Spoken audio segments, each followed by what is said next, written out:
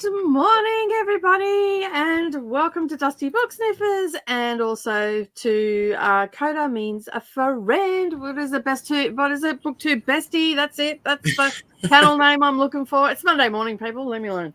One of them. It's one of them. Anyway, Koda's here. Jess is here from This Kiwi as well. I'm evidently not prepared at all because we don't even have the little timer down the bottom. Let me get that all sorted while I remember. It's all happening here. We were only like 15 minutes late, though. Yeah, true. This is very true. We're only 15 minutes late, so that's not so bad. That's not so bad. Sign. Yeah. I was sitting in the back and we were chit-chatting and we were watching those comments tick up. And we felt like it was a little bit light this morning. So let me just go right up to the top so I know where I'm at. How is everybody after the weekend? How are you going, Jess? I'm good. I kind of spent the whole weekend getting ready for the announcement for Scare-a-thon. Segue. Yep. I'm doing a readathon in October. It's coming. I'm getting there. I'm looking at it now. Just trying to get it. I am doing a readathon in October, and so I spent the weekend basically trying to get ready for that and making sure all my graphics were right and things like that. And I still didn't get everything right, but we're 95% correct. The main stuff is all there anyway. And then again, sorry. I tried to read. I didn't really get that much reading done. I forgot to actually grab the first book, but I started Illuminate. Cannot say that name. Which is the first book in the series. You're in good company here for pronunciations. It's all good. Yeah, exactly. And then I can't like the layout of these is like a 6-star. Like you've got pages like that, and then you've got like some pages that look normal, and then you've got like interview type pages, and so I'm trying to get that done before this week. I'm going to try. And then I've also been reading String of Pearls for Read the Beats, and this is like the original Sweeney Todd. And it's so funny. It's hard because it's a classic. It's hard for me to read. I can only do like 30 pages an hour, which annoys me. But it's really funny. All right. How'd you go, Koda, for the weekend? I did well. Yeah. Let's see. What did I do? Saturday night, I had dinner with my dad. That was cool. Or last night. I guess that was last night. And today I had lunch with Patrick's sisters and nephew and nieces, and that was really nice. And other than that, I don't know. I did some reading and some watering and some nothing. I should really clean something. Well, I sort of did the same over the weekend. I read so just before I go any further, let me just get to the right screen. I have now pinned this to the top of the chat on Dusty Book Sniffers. So you can go and check that out in the first sprint. And what did I do on the weekend? I read The Catcher in the Rye. And I had lots to say about it. Why the freaking hell are we torturing children at school? I now realize why I put it down, because I said that I read it when I was at school. And I got to chapter 4 and I sent messages to both Jean and Koda. Even read bits out. The JD Salinger loves the word God damn it, and all. We had a whole chapter where nearly every second sentence had the word all in it, ALL. And I'm like, it's not really used anymore. It's an old book. Yeah. So it's a book I read. I gave it 3 stars. I'm not entirely sure why people love it. If someone can tell me why they love it, that'd be great. I can tell you all the reasons why I don't. Because I don't know if I loved it, but I rated it 4 stars, you guys, and I did not write anything about why I gave it 4 stars. I just was like, 4 stars, let's go. And I don't remember a damn thing that happens in that book.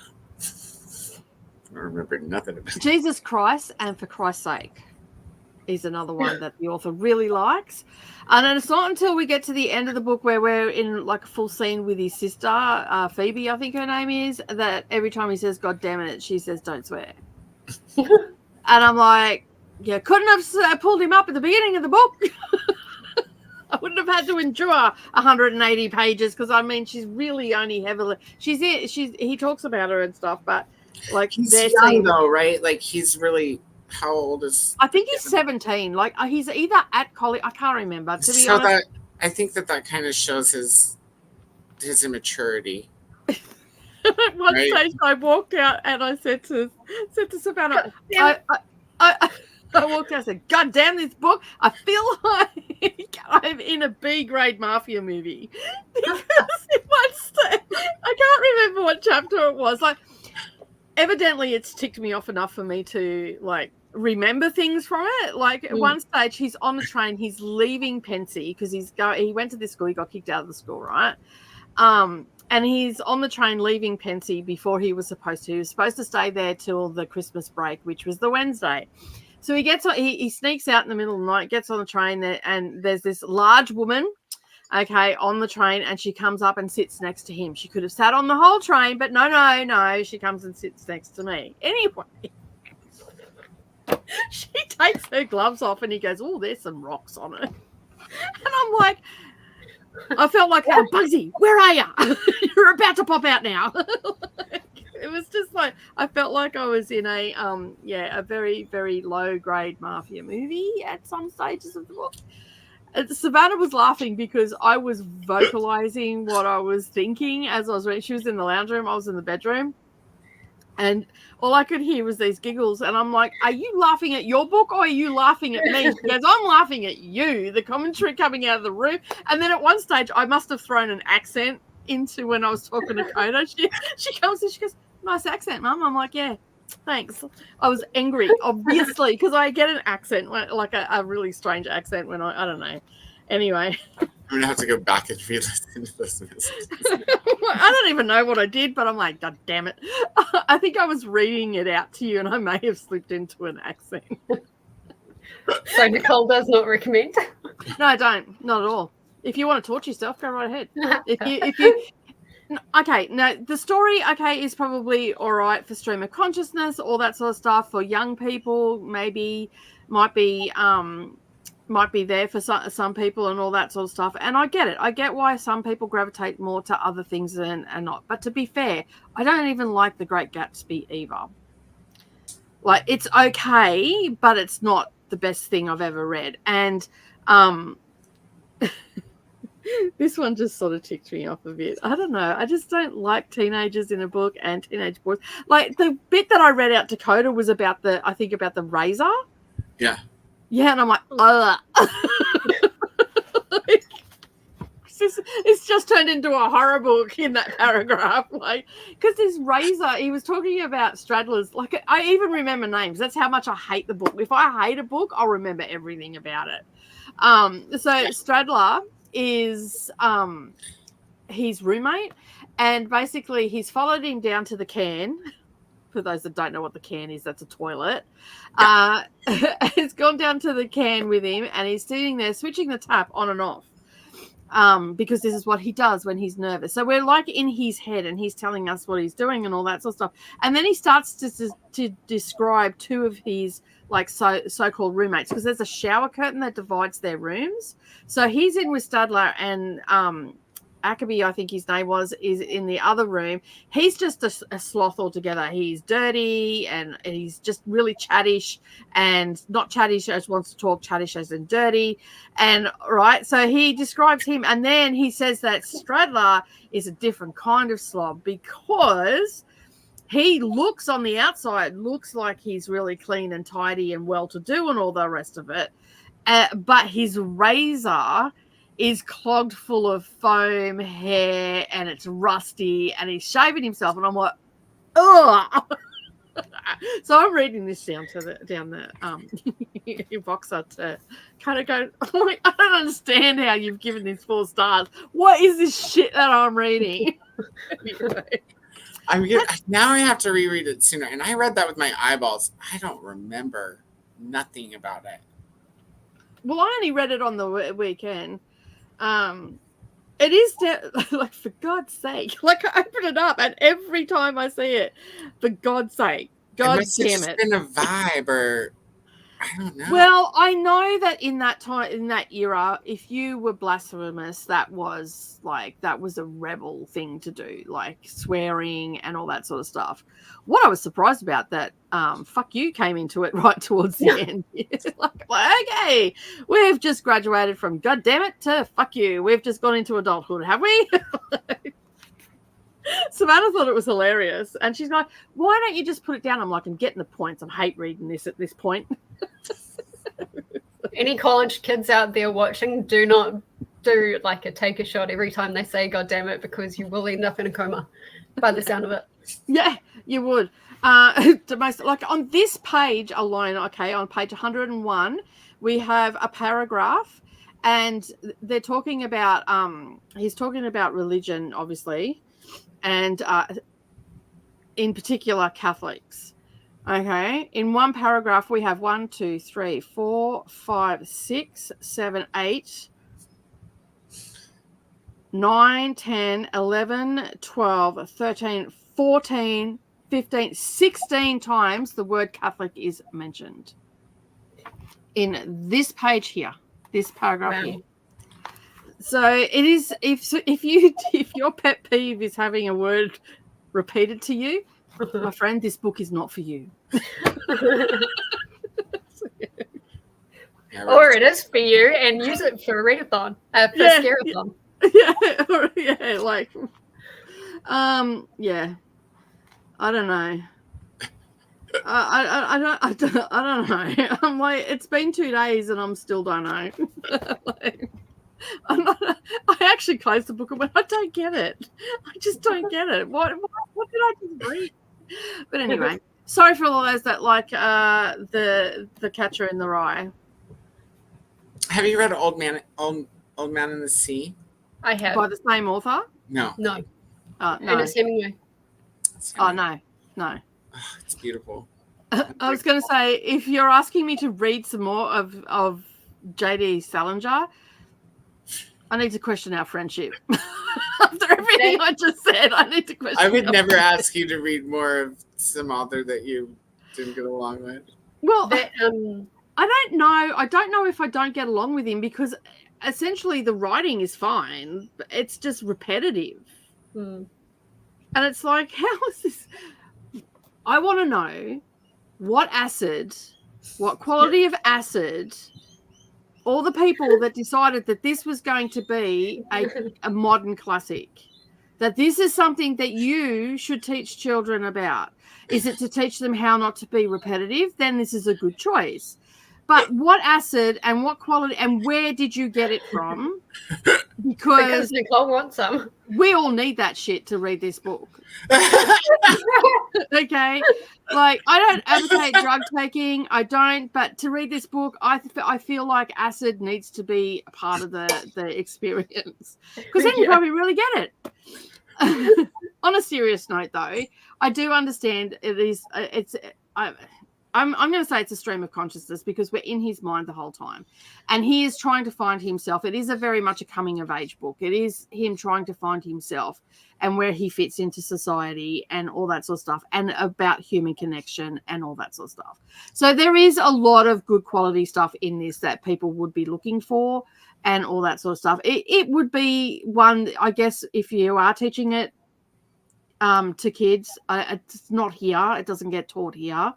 But if you were teaching this to kids, I guess in a way it is teaching them that you need that human connection. You can't completely disconnect from it. You do need that human connection. And sometimes we do go through life where we make questionable choices, and it's okay that we make those questionable choices, because you can end up at the other end okay. So it's all right. So on a serious note, there were those themes in there, but for the most part, it pissed me off.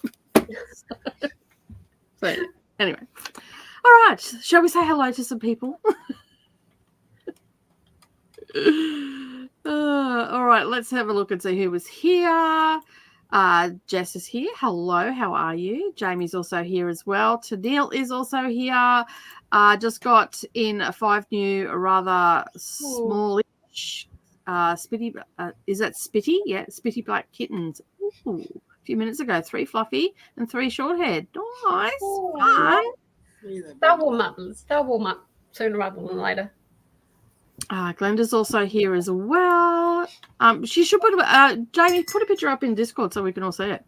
You're so lucky, Jamie. Fostering kittens sounds amazing. Hello to everybody on Koda's stream. I have not shared this morning because I was running late this morning. Atia is also here as well. Hello. Thank you. And I'm reading a Babel interspersed with, I don't know what word was going to come out then, but it was not that. That's why I slowed down. With manga tonight. Thank you for sharing on Coders. Hello to everybody. Lots of hellos. Hey, Chris, how you going? We've also got Monica here as well. I'm going to actually skip a lot of the hellos because, it takes a long time. To Elena, thanks for joining. Jen is also here as well. Hello, Jen. We've also got Ali K here as well. Hello. Let us know what channel you are watching from because we are streaming to 2 channels at the moment. What are we reading? I know what you're reading. Jess, what are you reading today, Koda? Did you say? If I read, I probably will just continue this puppet book. The puppet book. I'm reading. I already finished Blackveil, and So today's the day to finish Blackveil for everyone doing the read along, or catch up when you can. Mm-hmm. Mm-hmm. But we're starting next. Let's see, when is it? Thursday. We're starting the 5th book, and we're also starting Practical Magic. And I did put the page numbers on the spreadsheet, everybody, for at least the first Practical Magic book. Yeah, because the partner in crime has not sent through the other pages yet. No worries. We have 3 sessions. So. It's good. I'm reading The Professor by Charlotte Bronte today because I'm reading Dead People. So I'm reading Dead People for reasons. So hence why I read Catcher in the Rye. Now I'm reading Charlotte Bronte. But for those that don't know, VC Andrews also falls into that category as well. So I'm going to bust this open today. Yeah, for those who don't know, VC Andrews died after writing the first series. So all the other series are written by her estate or by a ghostwriter and paid for by her estate. Yeah. Also, for anybody that's read the 7 Sisters, Lucinda Riley is also a dead person. Mm-hmm. Mm-hmm. Plenty of dead people you can read. Yeah. Yeah, I picked up these 2 books because the simple fact is that I did a video at the beginning of the year and said that I was going to read all these classics. I have read 1 short story from said classics. And it was 10, so I'm knocking 2 off. So that gets me down to 7. You should see if you can find a copy of Fear and Loathing in Las Vegas. Can you send me through that on Voxer? Because I'll forget that by the end of today. I'm feeling pretty. I ate a lot of chocolate and sugar on the weekend. Hunter S. Thomas is dead too, so. And I'm very much in a sugar coma right now. So I'll be drinking lots of water today. I'm having my coffee, and then I'm just going to be drinking lots of water. I can feel that like I abused the fuck out of my body over the weekend with chocolate and junk food. So yeah. It's going to be an awesome week for headaches and all sorts of stuff because I'll have to detox from all that shit. Fun and games. Fear and Loathing in Las Vegas. Who's that by? Hunter S. Thompson. Okay. Wasn't that made into a movie? Yeah. Yeah. The movie, lots of people really love the movie, but I never watched it until recently, and I read the book first, and it's okay, but it's not how I pictured the book. Like, I don't know. I didn't like Johnny Depp's portrayal of Hunter S. Thompson. I thought they should have chosen somebody more Hunter S. Thompson's age, because he's like an older hippie dude. It just wasn't right. The book is great. It's so wild. You'll like it. Okay, cool. And it's true. It's true. It's nonfiction. Oh, okay, cool. Awesome. It's about this guy and his lawyer who go to Vegas, and they're just like doing every drug under the sun while they go. It's living it up. It just snowballs all kinds of wild shit. I'll send it to Brennan too. He does like a good drug story. It's funny. Yeah. Cool. We hadn't started at this point. A couple of minutes after that, so yeah, we have backstage shenanigans sometimes, and then we forget that. Oh, that's right. People are waiting for us. We better start. Oh yeah. Oh, that's right. Hey Jean, how you going? Good Girl's Guide to Murder. Only 10 minutes left. Nice. That's awesome. We're running behind. We always run behind, Jen. It's a good guess. It's to be, and then we get like booktubers that have been with us in the comments and go, "Oh, it's all right. They're just behind the scenes talking. Don't worry about it." Yeah.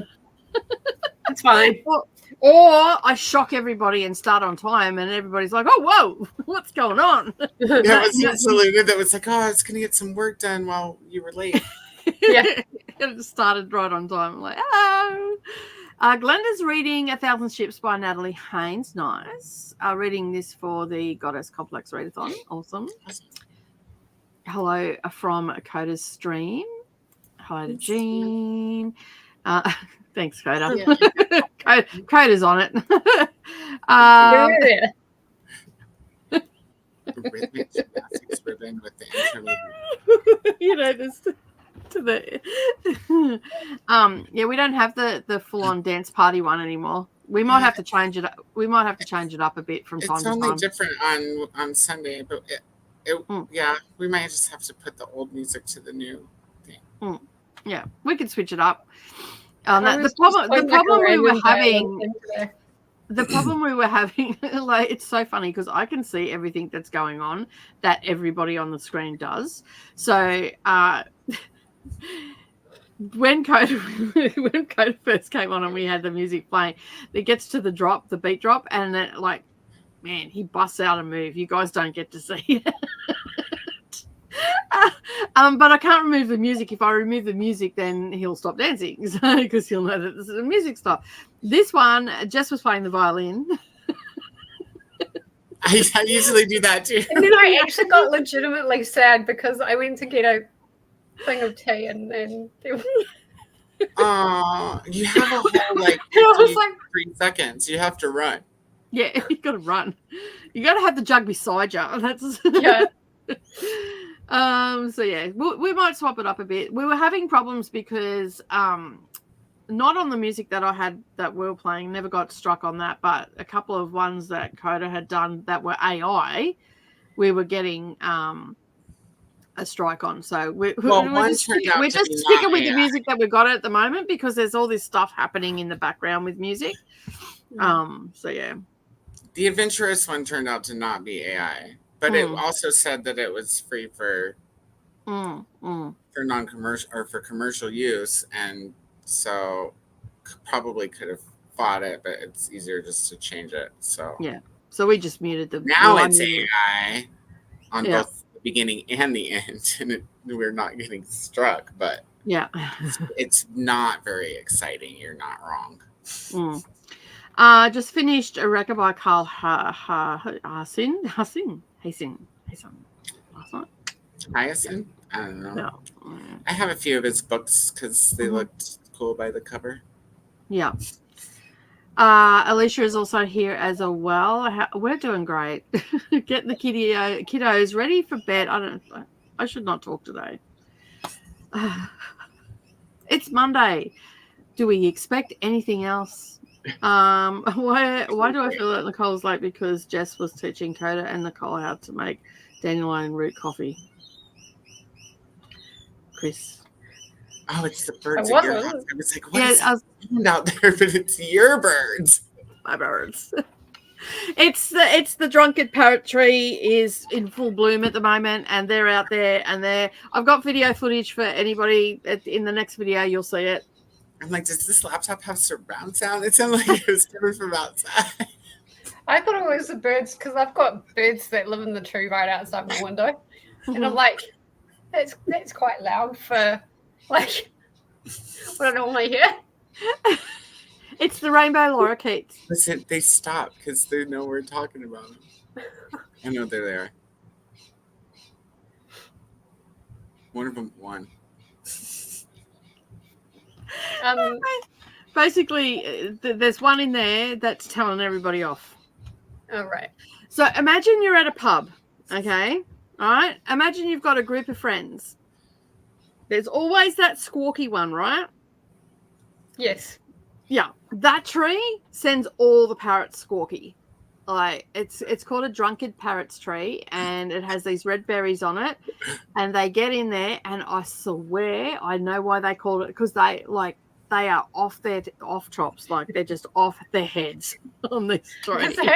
How they get the name drunken parrot tree, because the parrots get pissed. Yeah, they do. They get cranky. Like it makes them aggro. It's like rum. It's like a rum tree. You know, when you get that friend that drinks rum and then they get all aggro on it. Yeah, they need the clear liquids. You hand that friend the clear liquids, because the brown liquids are not good for that personality.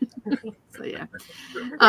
But no, we weren't making dandelion root tea. We were just, we were talking about all sorts of things. So yeah. Hello to Jamie and Koda. Hello to Alicia. This is just to repeat myself, this is Jess's readathon announcement video. It is pinned at the top. So at the first sprint, make sure that everybody on Dusty's, it's not pinned on Koda's. So you'll have to come over to Dusty's to get it. And other than that, you could probably click on it in the comments if you can see it. Hello, reading. Hey, Brendan, how you going? Reading what was once was mine, a Rapunzel telling. Oh my God. I need a drink, I think. See, this is what shitty books do to you on Monday morning and a weekend of Are we going to make that in Irish coffee? Fuck the coffee, just to pour the gin straight up. we can stay out of the bottle. All you need. Just straight out of the bottle. Well, it's a pretty bottle, like. You know, if you're going to drink out of the bottle, make it a pretty bottle. Yes, Catherine the Rye was definitely not a fan of, and yeah, no, not great. I think I would have probably liked it if I read it in school, but that's the case with a lot of things. Nothing was worse than The Thin Red Line when I was a kid. I was like, why are we reading this? This is so fucking boring. I feel like a lot of books they force you to read in school are really boring.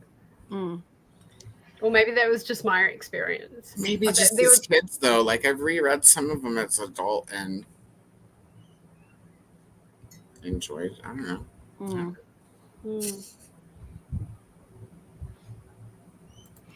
I don't understand why it's so much love. 3 stars was generous.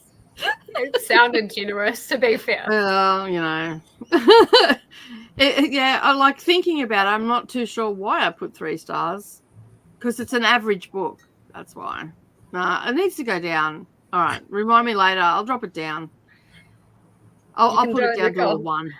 I'll put it down to a 1. It'll be my first ever 1-star rating on my Goodreads. Was it that bad? No, it wasn't that bad. See, and I think the reason I don't say that word. Oh my God, that's going to be a trigger for me. Damn it. God damn it. Damn it. I think there is. I think there is. It doesn't bother you because you're a Catholic, right?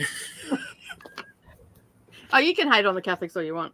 I came from a Catholic household. You can hate on them. I the only other word you told me. You can hate on them as much as you want. See, every time I hear the word "damn it," I just think "damn it, Janet" from like the Rocky Horror. Yeah, see, in that context, it was great. See, I think someone also got really aggro with the book too because it's ripped. I didn't do that. That was like that. I guess every now and again I damn it, but usually I skip damn it. Like if I stub my toe, I skip damn it. I go straight to the Okay. And it goes like it rolls off the tongue when you're in the moment. There's lots of them. They just come one right after the other.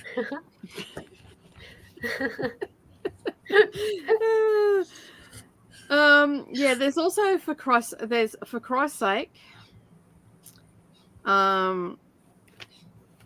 Stupid was another one but that sort of tapered off a little bit. But yeah, damn it. I feel like it's within the time. And son of a bitch. Son of a bitch. It's very much the time period, probably. God damn it, you son of a bitch. And his age, like it's Ackley was the other guy's name. Typical of kids over here, like that age and younger. Usually, the more repetitive they were with their swearing, the less mature or less intelligent they were. At least the people I grew up with. Oh, this guy does not sound intelligent at all. No wonder he got kicked out of school. Like he just like that's why I said it sounds like nothing wrong with the mafia. I mean, I you know, like I love a good mafia story, but when it's a B grade mafia story, like. And it's set in New York as well, so that's where my mind went to straight away. Like, but yeah. Anyway, hi Jess.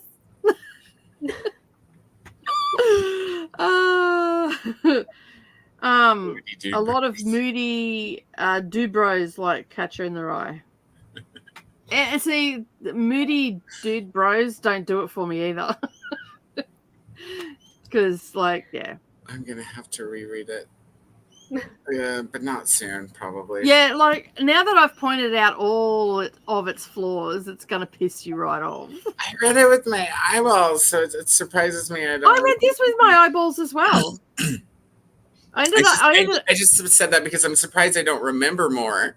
Oh, okay, yeah, because I ended up putting it through Speechify. It did not improve it at all.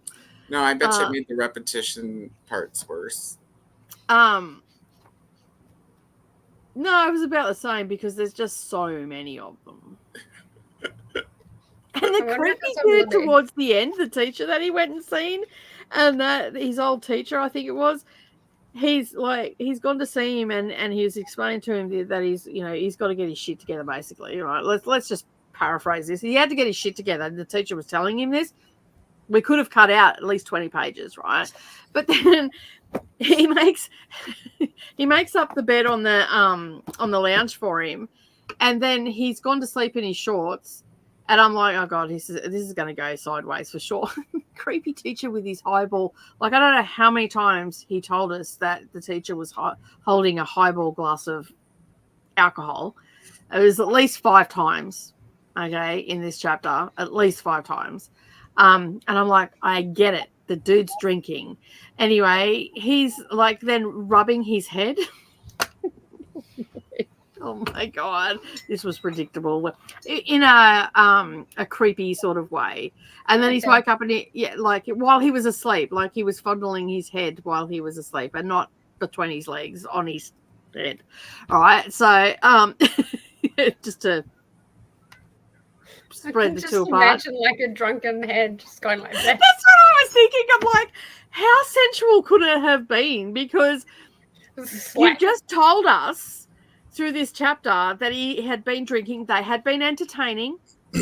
His wife looked a wreck after entertaining, so she had her curlers. I imagine, stockings flung over her shoulder and all the rest of it, right? Because I'm thinking like the time period. And this teacher has been sitting there drinking the whole time you've been talking to him with his highball glass of scotch. So whether it's scotch or not, I can't remember. But, we're told that this guy is drunk. So when we got to this scene, all I kept thinking was, like, this hand would be like this all over his head because he's rotten drunk. Like, nothing sexy about it at all. But anyway. He freaked out and he left. I'd be just like, piss off. Like, what are you doing, dude? Fuck off. Go to bed. I'm just like, okay. All right. That's fine. All right. We just had a drunk dude groping you in the dark around your face. Like, that's all I kept thinking. So yeah, anyway. Hated Catcher in the Rye. Thank God. I was going to say, Jamie, if you like this, I was going to say, I need to question our friendship. I'm sorry. Read it a few years ago. I'm just glad it was never required reading for me at school. I can't remember whether it was required reading or whether, for me, whether it was maybe it was an option, because a couple of teachers, I had one teacher for 2 years. She used to give us the required reading, and if we finished that required reading, she'd give us extra reading to do. So on those days we always had something to read, and I can't remember whether it was that or not, because that was a long time ago. He wrote, it feels like about the time that this book may have been written. That's how I feel after the weekend. Well, when you said modern classic, like when was it written? 51, 49, 51. Yeah, I guess something around. It was around that mark.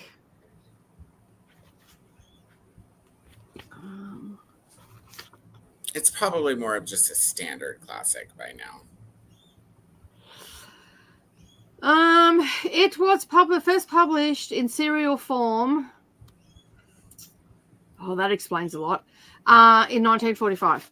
So let me just tell you about serial form. If it's done badly, like this book, if it's been in serial form, people won't pick up that it's really bad because it's only coming out periodically, and it could have been a month or 2 months between each thing.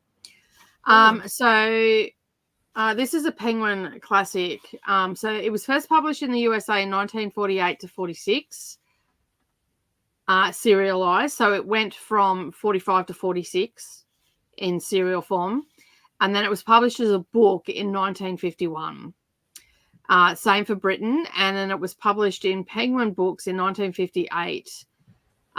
This original American edition first published in Great Britain in 1994. So this is the original text, because some of the text has been altered and stuff as they've published it. But yeah.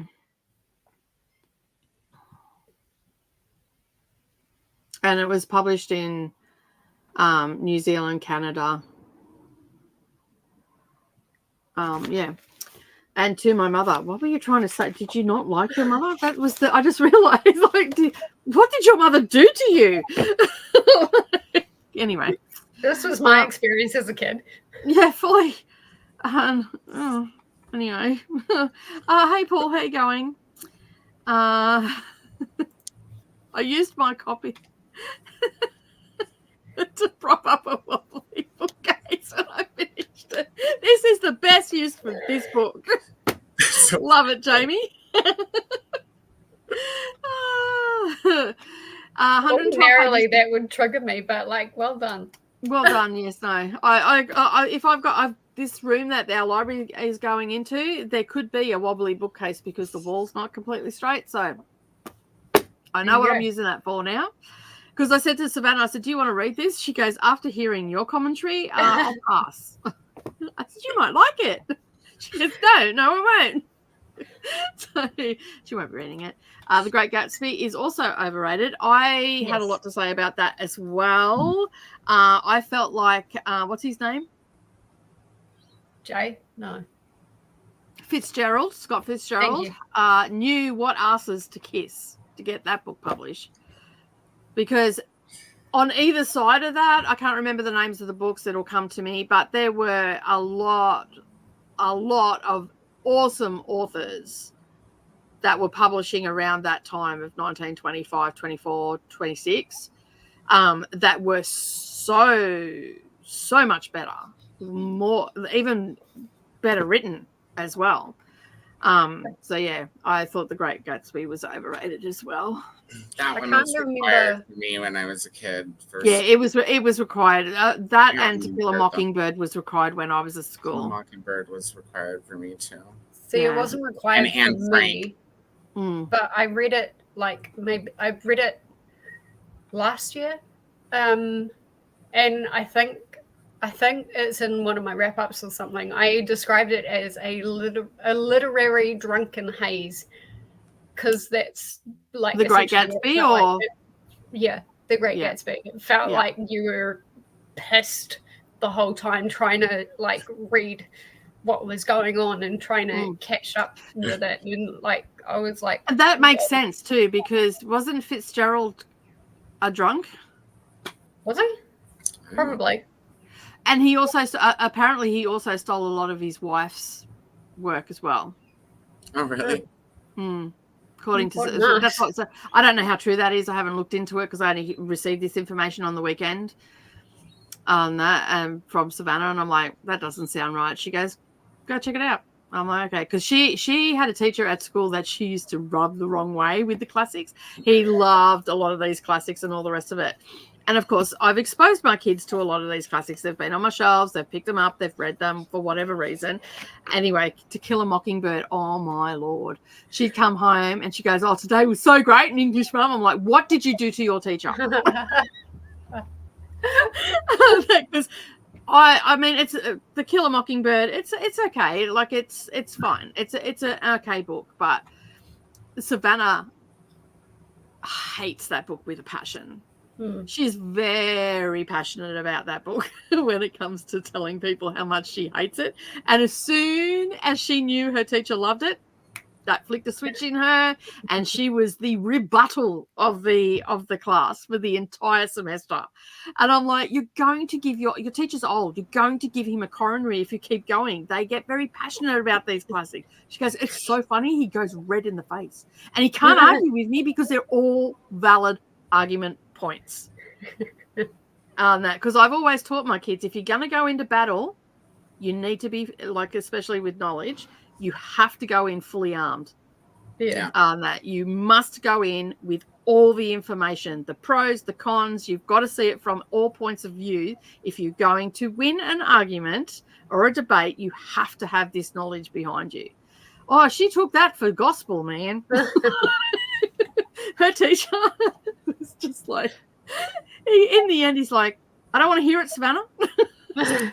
Her friend was saying the same thing. Like, Savannah just goes him, and he couldn't he couldn't say that she was wrong or anything like that because they were all valid argument points. So she's just like, and she's the one becoming a teacher, isn't she? Yeah, an English teacher at that. So yeah, well, her first preference is biology, but her second preference is English. So I'm like, oh, those poor kids. Well, they'll all be really good debaters because she'll teach them how to debate and all that sort of stuff. But yeah, I'm like, and her teacher, I felt now listen, kids, if you want to go into battle, my mother always told me you have to have all the information. You're going in to win. You're not going in to lose, right? So you've got to have that knowledge behind you. So yeah. Banned Books Week is this month. Yeah, I did see that. Well, you already read a banned book because Catcher counts. I read all the New banned Zealand books. has any banned books, maybe apart from the mine. Well, it doesn't have to be what is banned right now. It can be a banned book. Oh. That's ever been banned anywhere. Yeah, anywhere. Oh. It doesn't have to be your country. Just anywhere. Any sort of banned book. It doesn't have to be a specific place. It could just be like a public library at that place. So, George Orwell, most of his books were banned. Oh, great. I have a George Orwell. Perfect. Yeah, I think this one was banned. Well, this one was banned, wasn't it? Somewhere in yeah, somewhere. I'm pretty sure. Yeah. I've got 1984.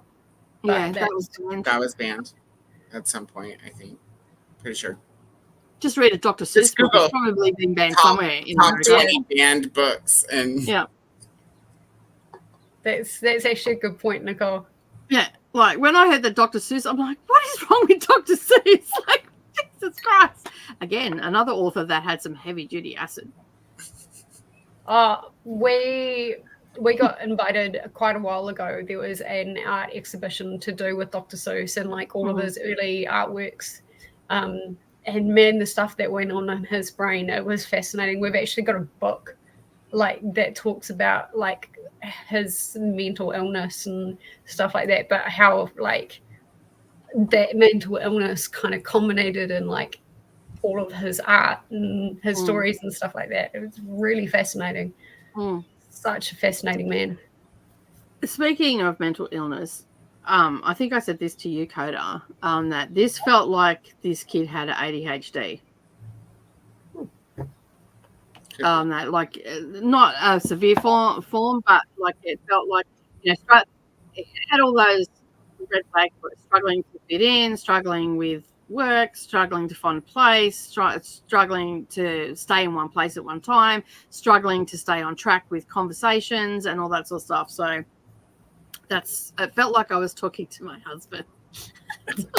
Okay, we're going off on this tangent. Like, you know, when you're partnered with someone with ADHD, I don't know if this is the experience for everybody, but when you're partnered with someone with ADHD, you have to be on point mentally to keep up with the tangents that they go off on. And then when you have your husband in one ear and your best friend in the other ear on the phone, and they're both in their manic stage, holy fuck all is all I can say is like, one of you need to shut up and shut up now, because this brain cannot take both of you at once. I'm going to explode. Just calm down.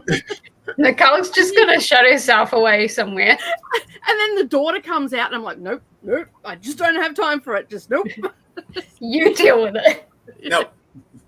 It's just nope. So yeah, I've actually had conversations like, one of yous need to stop talking. I don't know who it is, but one needs to stop talking now, because when they get in a manic state, that's a fun ride. Tonight I'm starting Stranger Upstairs by Lisa M. Martlin, and I'm watching. I enjoyed that. It's good. I haven't read it. Yeah, I thought it was good. It's got a low rating on Goodreads. It was like my lowest rated books on Goodreads, but I actually really enjoyed it. I gave it 4 stars. Okay. Because I'm reading dead people. It's definitely a vibe. And a lot of people get taken back when you say, I'm just reading a bunch of dead people. What? Excuse me? Like their palms? They're dusty palms. They're bony palms. Yeah. Finishing up the Tony B. Convector by Ray Bradbury. Hello, it's crazy here. Thanks for joining. Hello to Atia. A Fear and Loathing had a real mean-spirited streak to it. Okay. The movie. Okay, yeah. And it was uncomfortable to watch. What I found like ironic and funny and wild in the book was just, I don't know, it's just different in the movie. I don't know how to articulate what I'm trying the difference. What are you trying to say, Jamie? That we talk too much?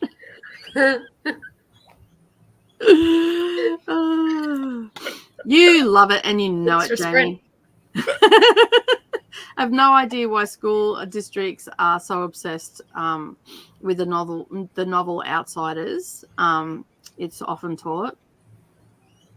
I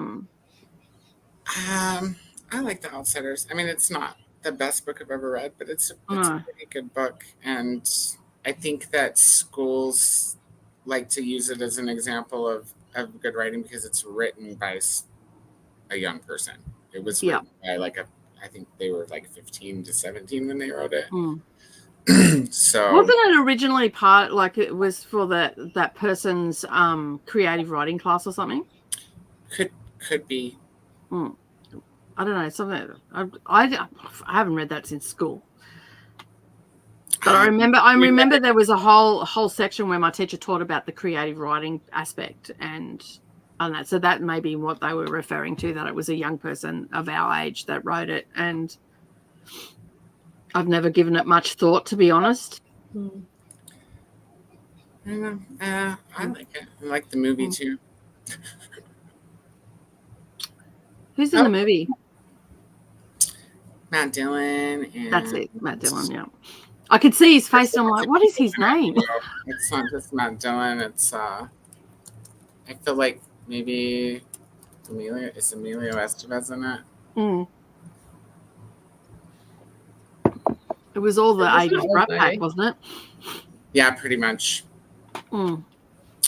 Matt Dillon, Ralph Macchio, Mm-hmm. Macchio, however you say his name, Thomas Howell, Patrick Swayze, Rob Lowe, Tom Cruise, Emilio Estevez, Diane Lane, Leif Garrett, Patrick Swayze was in it?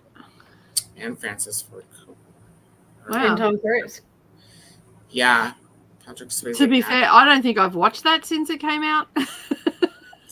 That's a classic. Probably not.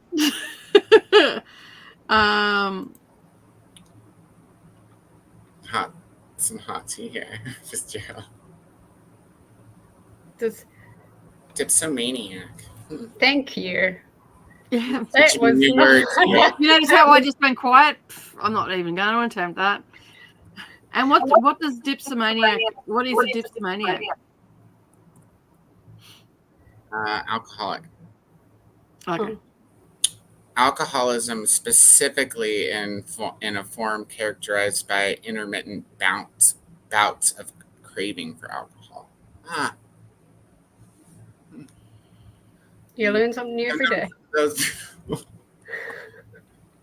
gonna be like, you're not an alcoholic. You're a dipsomaniac. Bye. That must be what I qualify as well. Like if you listen to any of our streams, I think I might have a drink now. One about it. Oh, I'm craving this. So that's me.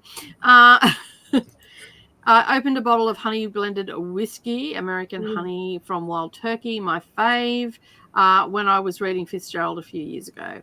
It did help. There you go. You need to be drunk to read him. Yeah, there you go. Like I said, what acid were they on? And do tell what brand it was, because there are brands.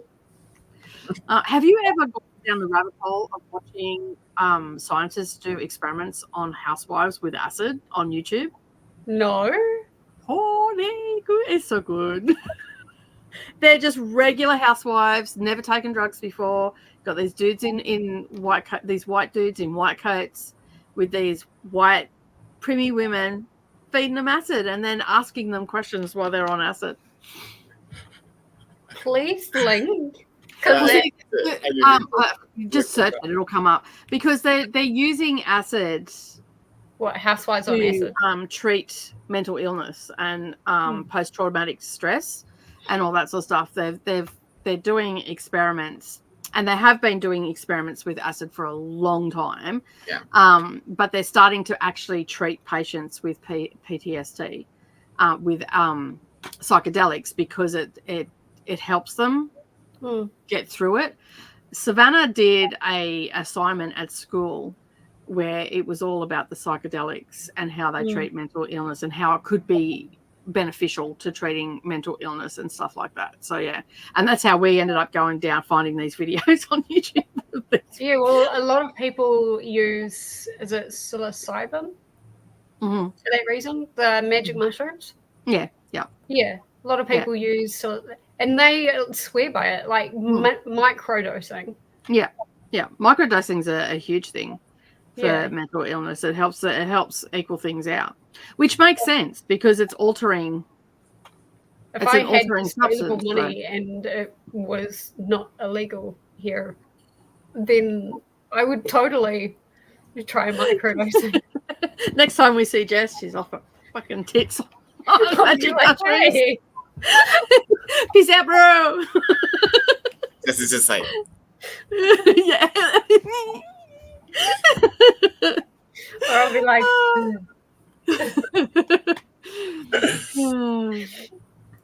we can all dream, right? That it all becomes legal and we all just all like off our rockers. Life will be so much prettier. All the pretty colors. they're legal here. Yeah. really? Wow. Yep. They've been decriminalized, I guess, is the. Florida banned 23 Stephen King books from. Really? Nicole, can you star that? The one Into from the River. Monica? Yeah. Thanks. No worries. Also, that book was banned and then unbanned in the same year because people complained. Oh.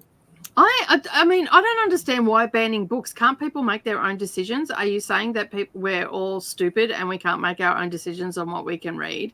Like that's how I feel about banned books. Like you're actually saying that as a human race that we're not capable of making our own decisions about the crap that we read, and yet you've got books on the market that that are so incestuous and all the rest of it, yet they don't get banned. It's like, yeah. AKA The Witch Hour. Yeah. That book is all about incest. So yeah, like. But like what banned books say to me is that they think that as humans we don't have the capacity to have the right discussions around those topics in those books. Yeah, that's what I mean. Like they see us as not being intelligent enough to handle censorship. They're scared that we're going to learn something they don't want us to learn.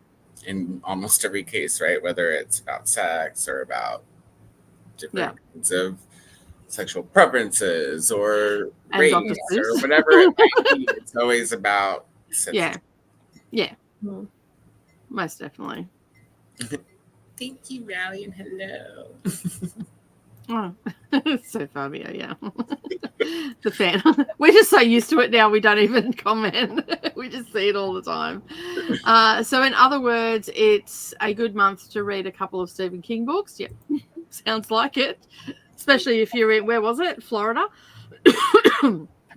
Hello, Geordie. How are you? Welcome to the craziness that is our sprints. Just really realized you can see comments from both channels. Yes. We can. They don't want us to dance, read, or talk to each other, evidently, when it comes to this sort of stuff. So yeah. I know in some children's libraries they have pulled super racist books off the shelves, and you have to ask them for. Ask for them specifically. Okay, so you can. Fair enough. That's fair enough. But wouldn't it open up discussion? Like it. I guess I know some people would use it as a teaching tool to how to be a racist, but I don't know, maybe I'm just because I've always discussed things when anything was in a book that was like, not appropriate or whatever, I would have a discussion with my children about it. Do you understand what this is? Have you heard this term before? And all that sort of stuff, to educate them to know what something, this is not okay to be in a book. But this is when it was written and this was common language back then. This is why it is in the book, and all those sort of conversations that I've had with my kids about literature and stuff like that. So, but I guess some people wouldn't use it that way. Well, in the case of that children's library, it makes sense because they still have the book. But they're avoiding getting their asses reamed by parents for just letting it out willy-nilly, right? That like I can see why they would do that and stuff. Dan, I've already read all but one of the 23 books. Of course you have, Jamie. We expected nothing less. But I do need to read the Tommyknockers if I have it here. I love Tommyknockers. It's one that most people don't like, or when people don't like his books, it's on the list of things that they don't like usually, but I like his goofy weird shit. So hey Maggie, how you going? I'm listening to Group Living and Other Recipes by Lola Milholland. Nice. Makes me want to read banned books more. I love reading banned books because then you sit there and you go, why was this exactly banned? And you usually learn something. Yeah. Most people wanting to ban books are not worried about the racist books. They're more concerned with the books that speak against racism. Right. Or really? Talk about truths that other people want to deny aren't truths. Yeah, I get that bit. Yeah, or if they're heavily sexualized and stuff like that. Like, what if I walked into ancestral books and gives me pleasure? Yeah, that's another lot of books that were like, just even the show was incestuous. I'm like, who are writing these shows and what happened to these people? It's very weird. I'm only on book 3 of the whole Shadowhunters universe. Oh, I've never read the books. The shows were bad enough. The acting in that, I'm like, that was some top. I'd walk through and go, oh, there's that top tier acting again. And my kids would go, Mum, stop it. I'm like, oh, but look how they're acting. Like, it's like, this is Oscar-worthy. They just look at me. Take your opinion somewhere else, Mum. Hey, don't get opinion. To be fair, the show was acted a hell of a lot better than the movie was. I didn't even go there. Like, I think I only seen like 4 or 5 episodes. Actually, no, I lie. I think I seen the full first season, maybe the first 2, because I was sitting down with Nerily and watching it. It was a way to bond with her, and I'm like, yeah. So when I got a book, someone gave me a heap of books, and one of the books was there. I'm like, no. That movie was like so bad it's funny. But the Clay County list is longer, and is it Dan's? I wonder why everything's eventual. Is it a particular story in it, or just the whole book? Or that's weird. And Don's Macabre is nonfiction, and it's about horror in cinema and books. Oh, so they're talking about the subject horror. I mean, I get why Cujo, like, that'd just freak the fuck out of anybody. Like, a rabid dog, like. So, oh, that movie trailer you sent through to me, that is going to keep a lot of Americans out of Australia. What is it called? Yeah, Big Red. Big Red. It's can't wait to go see that. I cannot wait. Didn't even know it was getting made. I'm going to go in the theater so I can be like, yeah, every time somebody dies. It's about a big ass red kangaroo that's gone feral and killing people, like ripping them extra apart. Big. He's like, yeah, every time I think about a kangaroo movie, I think about Kangaroo Jack. I don't know. I've never watched it. You should forward the trailer over to. Yeah, I will. Do you have it? Or it's on? Yeah. I can't get. For some reason, a lot of stuff from Facebook won't share to Instagram. IG me. Yeah. I had to stop reading Shadowhunters when I was like 13 because it was that bad. Yeah, I agree. Apparently, her newer books are really good, though.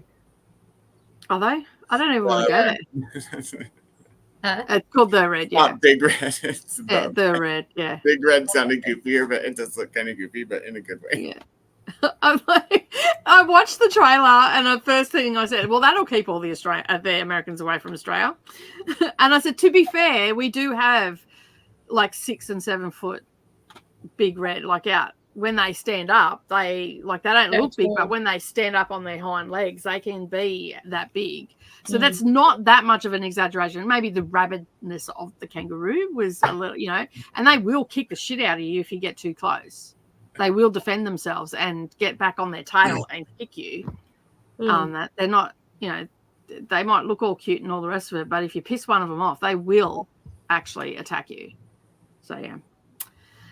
Even here, where we hear about Florida is banning all the children books that talk about LGBTQ characters and other people's religions and all that sort of stuff. It's scary. Yeah. It is scary. It is scary and it's sad. Yeah. Very much so. Ridiculous. We just need to get over it. Get off your high horse. Basically, the people that are banning it need to pull their head out. Yeah, they need to pull their head out of their asses and take a look at society. They have too much time in there. They need to get a job. Go get a job. Yeah, I agree. Or go read a book. How about go read a book? Because you actually haven't even read this book that you're trying to get. Yeah, you actually read haven't this even book. fucking read it. Yeah, read this book and then come back and talk about it. Exactly. Yeah, don't like. Yeah, I agree. Like half of them probably haven't even. And then you also have the sheep of those people as well. So you have one person that's very vocal about it, and then you have all these sheep that follow along. Yeah, and they don't even read at all. Not only have they not read the book either, they don't even read books. Yeah. Being very judgmental by that. Lots of opinions that aren't based on anything they read in a book. Yeah. Or only from one book. Right. Starts with B, ends in L, E. Has another B in it and an I. So, yeah. And I'm talking about extremists. I'm not talking about everyday Christians that just get on with life. Everything just disappeared. In some school districts, they've allowed to teach about slavery. These districts will then teach that slavery had benefits. It's insane. That is insane. I bet they haven't read these books. Good point, Koda. Yeah. They don't collect books. No. They do the opposite of collecting books. They keep other people from collecting them. That's right. They get rid of them. Yeah. Books aren't I'm going to do children. Okay, this is exactly right. It's like a book is not going to do this. Like, if anything, they're going to make them feel less lonely. That's exactly right. I couldn't tell you how many times I've used a book for therapy because books are cheaper than therapy. Or maybe just, empathetic or sympathetic at the least, and understanding or tolerant or something, like if they're not. And it opens those conversations up to being, like what you see, Koda, to being empathetic, sympathetic, to being non-judgmental, and like opens those conversations up for, at the bare minimum, understanding. Looking at things from a different light as well. Like, not all people that don't know about these things have, they've had parents that have stopped them from learning about it. So it's good for the young adults and stuff to come to this conclusion that, okay, this is what my parents believe. I don't necessarily believe this because I have friends that are X, Y, or Z. Or I've been in a situation of X, Y, or Z, and then they can, as you said, become sympathetic, empathetic, and all the things. I had homophobic parents, and didn't know LGBTQ existed until I read Mercedes Lucky Kids. And is that Lucky? Is that how you pronounce it? That's how I say it. Yeah. Kids need books to learn about the world. That's exactly right. Yeah. It is a nasty tool.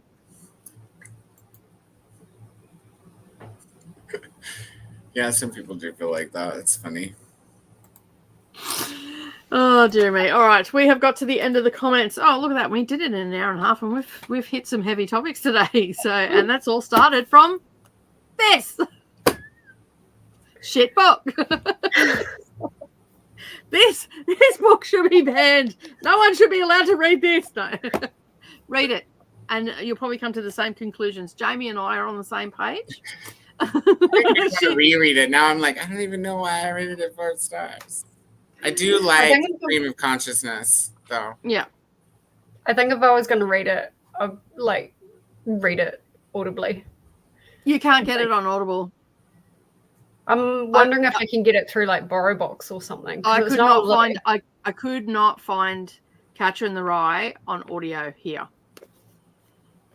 I ended up putting it through. I ended up putting it through Speechify. I ended up getting a PDF off it and putting it through Speechify.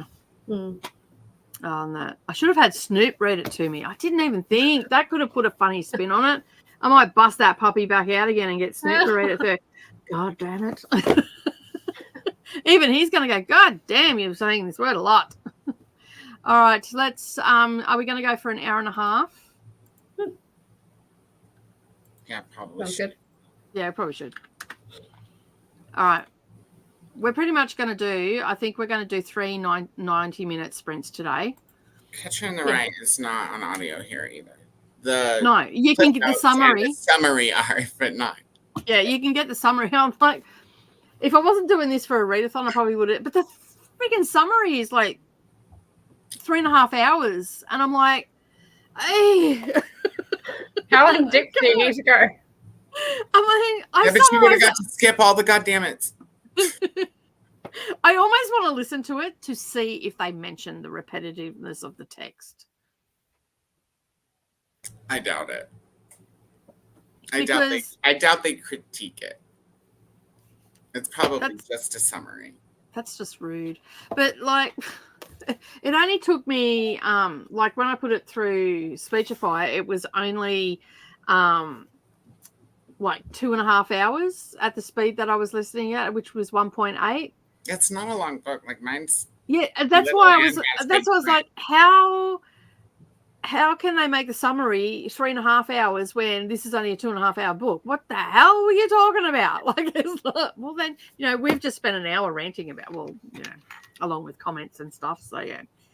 How can the summary be 3 hours when you can read the book in an hour? I know, right? Hey, Chrissy, how are you? Going to start listening to Frederick Buckman. My grandmother sends her regards and apologies. Oh, Gonna cute. Over here, it's called My Grandmother Asked Me to Tell You She's Sorry. Is that actually a book? It's my favorite book of his that I've read. I've only read that in Ove, but. Well, Chrissy's here in Australia, so you may have it at the same title that we have it. Huh. Which probably means that England has that title too. Okay. It depends on I think it depends on the translator. I think there might be 2 translations. Oh, okay. That makes sense. I think that one might be I don't know. I don't know which one came first. Yeah, well, so Cassie is saying I've never heard of it. You guys can both you can get both versions though. Because that's what I ordered for Crystal. And okay. I ordered her that tells me she's sorry version. Yeah. But it's essentially the same book. All right. I mean, I'm sure. Translation, I don't know. Sometimes things get lost in translation, but I don't know. Yeah, I've read some books and I'm like, I think some stuff was lost in translation in this one because I feel like that. Which one was that? That was one I just read recently. Humming of Bees. I think that was originally written in, I want to say Spanish. And I feel like that book would have been so poetic and more flowy and more, would have resonated more with the Spanish speaking population as opposed to the English speaking population. Because I felt like some stuff was, especially around folklore and stuff like that, was lost in the translation. It just didn't feel quite right. I can't speak Spanish, and I'm only speculating, but that's how I felt while I was reading it. Like it just had lost something. So yeah. That's why I'm writing in English and not Italian. That makes sense. I've never read any of or heard about things about it. There you go. Batman, all right. I think. I don't know. It's. I hope you like it, Chrissy. It's like one of my favorite books. I have several of his books on my Kindle that I have yet to get to. So, if it's good, Chrissy and I align in a lot of books. So I almost sent it in your box too. Oh, okay. For those that don't know, Chrissy actually picks usually picks my August TBR, and I do it in August, but I was a bit late so I'm doing it over the next 6 weeks. And Chrissy is one of my first online book buddies. So yeah, we hang out a bit in the craft. Oh, look who's turned up after an hour. Good on you, Nightbot. He's like, if you guys are going to keep talking. Just, by the way, just remember to subscribe. That's it, hey, to all of us. So yeah, anyway, we're going to start the timer and we'll see you in an hour and a half. We're going to do 3 90-minute ones today. So we'll see you soon. Yep. Happy reading.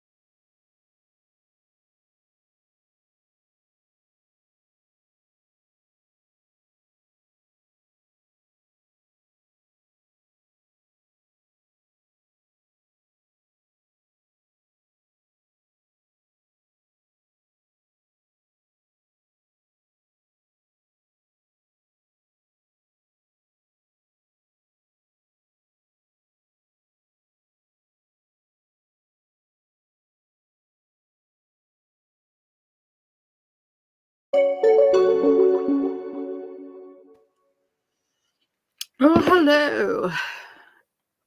We are back. Let me just change this to 30 minutes, just in case we get carried away. What do you mean, just in case? I was trying to be optimistic there.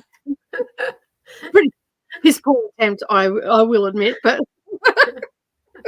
you know, one can only have goals, and yeah, we can go from there. All righty, how did we go? How'd you go, Jess? I was going to say, Koda, honey, you're on mute. Oops. I just said I didn't read. I listened to Illuminae because I've got it both on like physical, and it's as much as I love the layout, Yeah, I hate the fact that there's no chapter titles because now I have no idea where I'm at. Do you think I can find the page? No, I can't. No, as soon as you hear a chapter name, that you have to pause it and then spend your time finding it. Yeah. Because it's the same with Green. We have the same problem with Green Rider. Mm-hmm. I generally, like if I'm listening to it, I generally have the book with me. So as soon as I get to a new chapter, I can just move my bookmark. I do the same thing because otherwise I'll be like, oh shit. Going too far. So you didn't read Koda? I did not read, no. I didn't even do anything productive. I just kind of sat around. I had another beer. I took some trash out. That's productive. Yeah. There you go. Killed some ants with the raid while I was outside. That's productive too. Right. I actually had a pretty productive sprint. I read a chapter with my eyeballs, then went, I've got stuff to do because I was settling in for the day, but I have stuff to do. So I put another one of these together and put all of my book haul on it. Cool. We're not going to talk about that. We almost filled the trolley with book haul. But anyway, that's neither here nor there. So that's sitting over there waiting for me to film tomorrow. And then I washed the dishes. I made up a egg mixture for my breakfast this week. So spinach, red onion, capsicum, cottage cheese and eggs. And that's baking in the oven right now. And I put on a corned beef, which I got a really big one. Super cheap. So it's filled up my 5-litre Ninja. So I'm going to cook that today, and then I'm going to slice it up and put it in like meal lots and whatnot, and sandwich lots and all that sort of stuff. So that's on, and I put a dozen eggs onto the hard boil. So nice. Did you and Savannah end up having the Mississippi pot roast while she was there? No. Because when we went down to get the meat for it, it was late in the afternoon and there was nothing there. So she's on break. I think she said she's on break in a week or two. I think she's got 2 or 3 weeks left of uni. So I said, we'll wait until she comes up and we'll cook it when she comes up again. So all that stuff is non-perishable anyway. Yeah, like it's all shelf stuff. So I've just got it sitting there. We've got the recipe sitting beside it because we're both looking at it going, there's no meat here. And the meat that was there was like lamb, and it was super expensive. It was like $45. And I'm like, I don't think so. But I don't know if it would work for this. Yeah. Yeah, and then the only other stuff that was there was the corned beef. That's why I ended up with a corned beef. So, so that's in the slow cooker right now with all the bits and pieces that I put in with it. So it should be good. So I'll probably have that for dinner tonight if it's ready. So, yeah, I had a pretty productive one. Pepper. Lingering. So I put pepper. Did you listen to something different while you were... No, I was still listening to The Professor. So I love the way, like, it's a book about this guy fawning over his student. And I just love the way that they describe women that aren't exceptionally beautiful but aren't exceptionally plain either. They're the in-between, and then all the flowy words that come to describe an average person, where you I was just going to think, say everything but average. yeah, every word you can think of to describe a average person basically is used, and I just love that. Like, it's like, yeah. And then he goes on in the chapter that I was just reading then, and he goes, but I have not told you the shape of her nose and all this sort of stuff. And it's just like, it's so awesome. I just love these sort of books. Yeah, she's probably pig snouted or something. But this was published after she died, I believe. It was originally written before Jane Eyre, but rejected by many publishing houses, but was eventually published after her death in 1857. The Professor is a story of a young man, William Crimsworth, is described as his love and his eventual career for professor at an all-girls school. The story is based upon Charlotte Bronte's own experience in Brussels, where she studied language as a language student in 1842. So, yeah. But yeah, it's all his point of view, and he started out as in a counting house, and then ended up in Brussels, and he was at an all boys school, and then the madam of the school next door, and so his room was all boarded up, like he couldn't look out the window because it overlooked the girls' school. But now that's been taken off. So, and he's teaching at the school. So yeah, and it's, talking about the usual things, religion, class, all that sort of stuff. So yeah, I enjoy it. It's better than Catcher in the Rye. Jeez. It doesn't sound like it would be hard to be better than Catcher in the Rye. No. Like, it's not a very big book either. I think it only goes. Look, this particular one is. Skinny. Well, this one's published in Australia through Amazon, and it has, from what I can gather, I am up to chapter 15 in this particular thing, is only 66 pages, or 68 pages, sorry, whereas on the domain-free copy on Kindle, it's 182 pages. That I'm at, because I think it's a 200 or 360 page book. It's not a short book.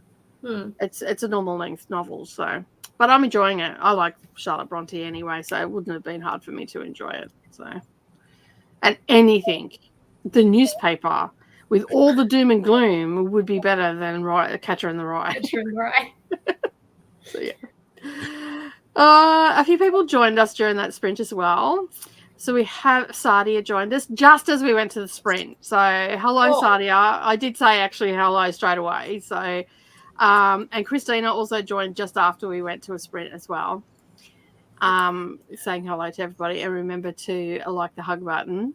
Where's Selena? Where's Selena? Selena's probably doing stuff for physio and all that sort of stuff, because it looks like that she'll be home this week.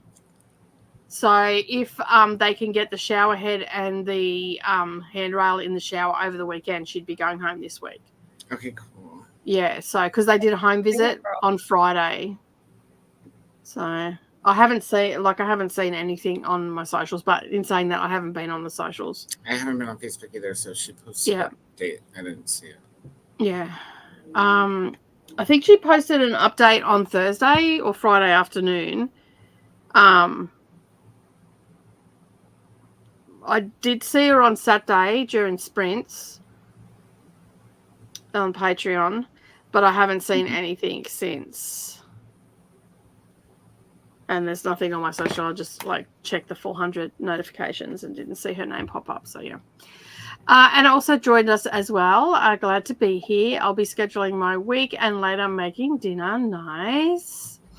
Hello to Anna, and we also had Nicole join us as well. And hey to Nikki.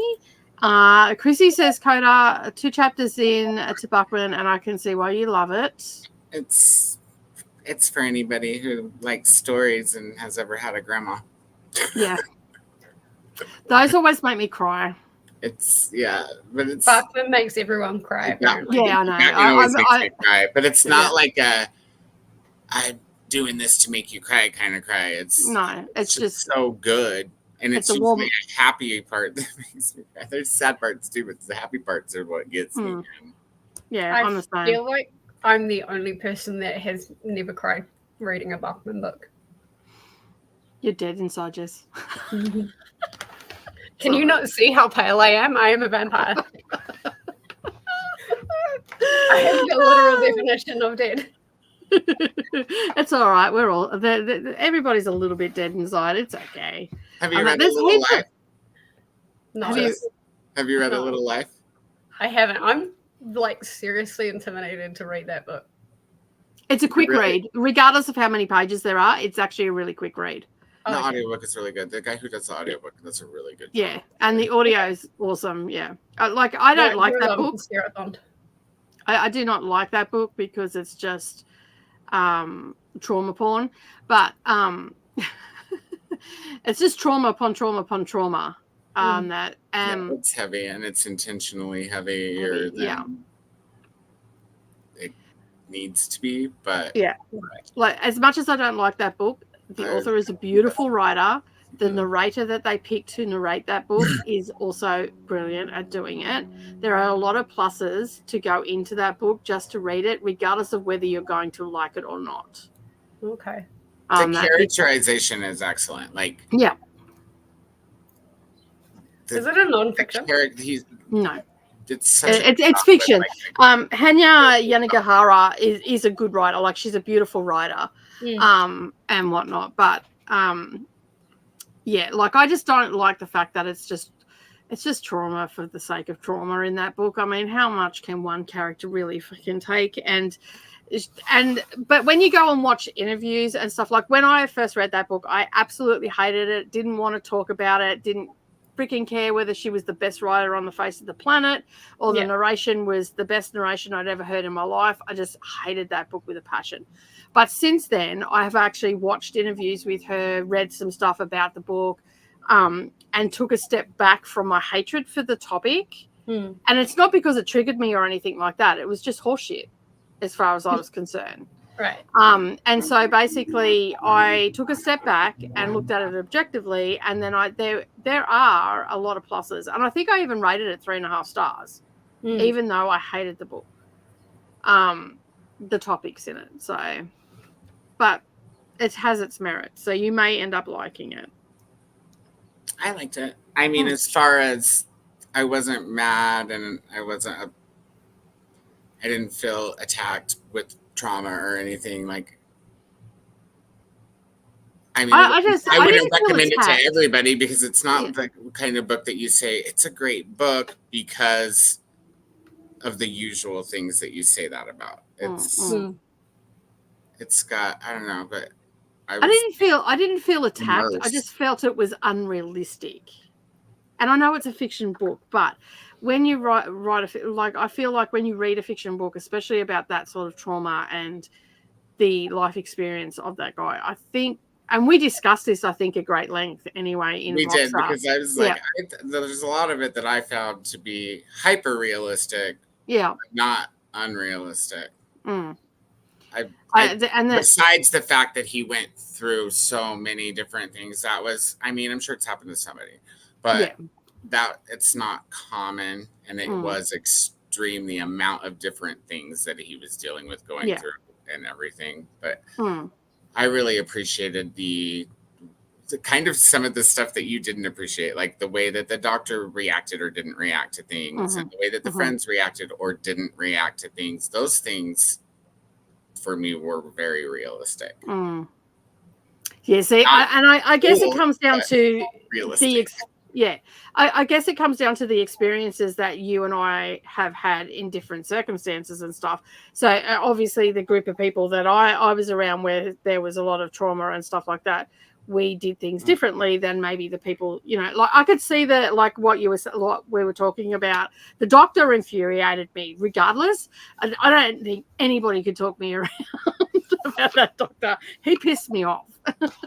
Without giving much away, he pissed me off, like to no end, because one, he claimed to be a friend, and you're a fucking doctor, and you failed on both fronts. You, sir, can fuck right off.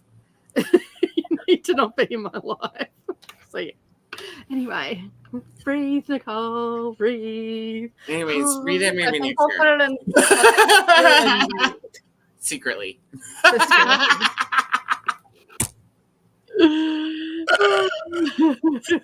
And on that note, I left my beer in the kitchen. I'll be right back.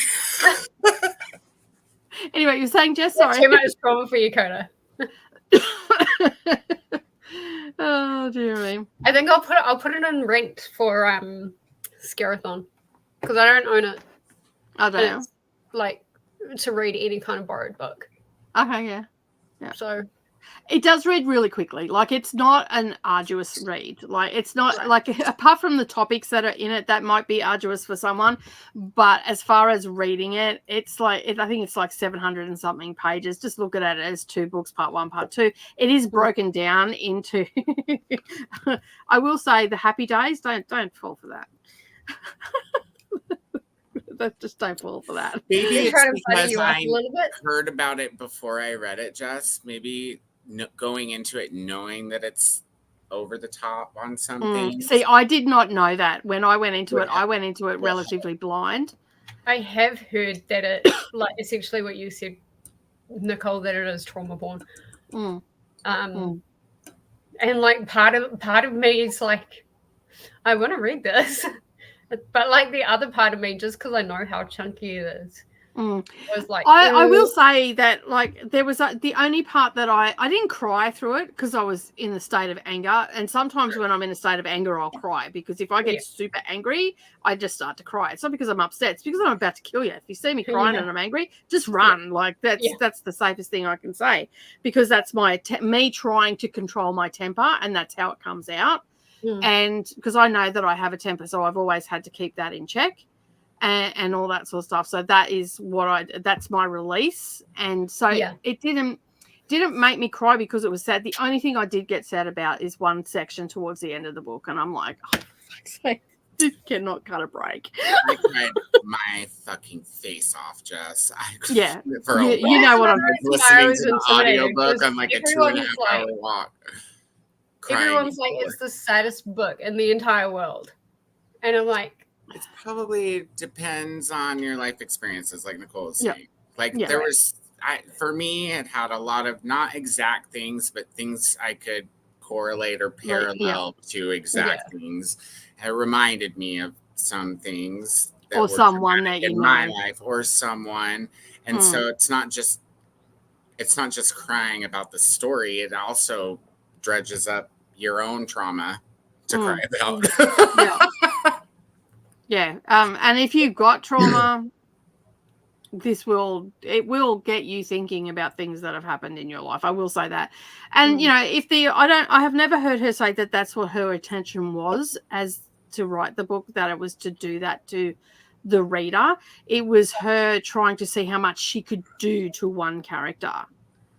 And she succeeded on that. Like, tick.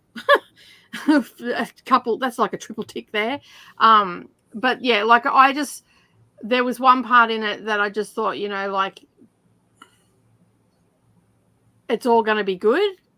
And then the fucking bitch just slapped me in the face with that fucking book. If I seen her, I'd probably go, bitch, what the fuck?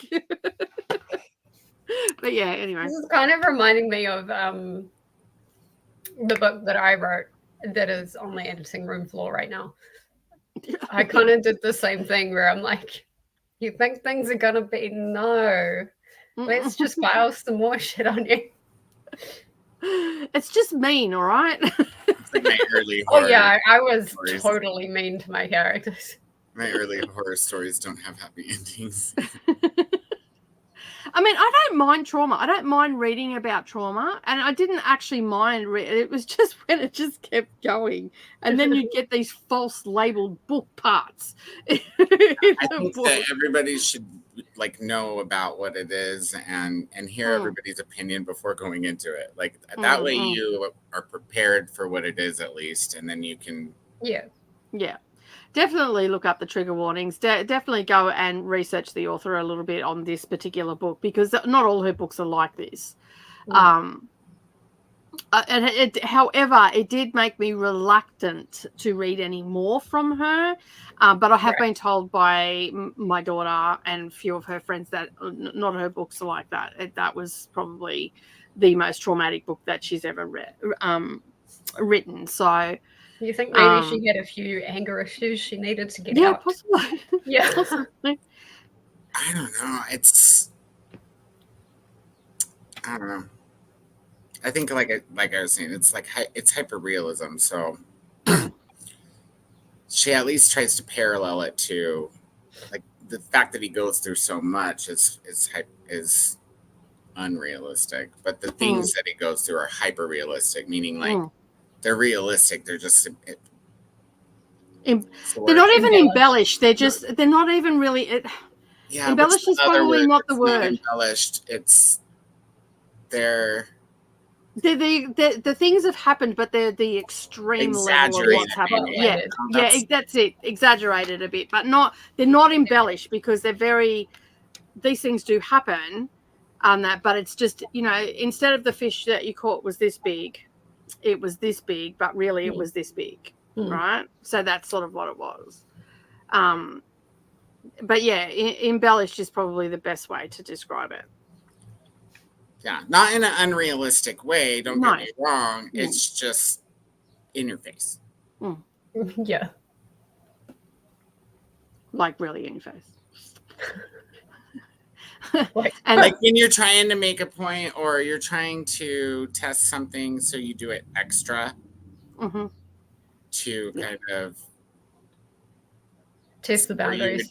Test the boundaries. It's like it's that. Okay. Good luck, and may the force be with you. There's a Voxer if you need to talk. I feel like my vlogs in October are going to be like super traumatized. It's all good. It is Scare-a-thon. Joining in to say hi, drop a like, and hopefully finish these assignments before 11:59 in my time. Long time and no see on my end, and hope everyone's doing well. We are doing well. Hopefully you get all your stuff sorted out and finish it, and that's a load off your plate. Sue also popped in to say hi, hugging the like button. Not in the mood to read because things in my life. Oh, yeah, cool. Sue, I'm sorry. I hope things get better for you. And Glinda and Christina are saying hello, and remember to hydrate and do all the things. Wait. Coffee. Got a benchmark project for school done, and 10% of my audiobook done. One Italian Summer. Is that by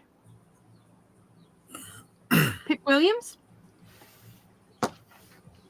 I feel like that's a non-fiction by Pip Williams. I'm sure she's got something like that, and her sister, I think.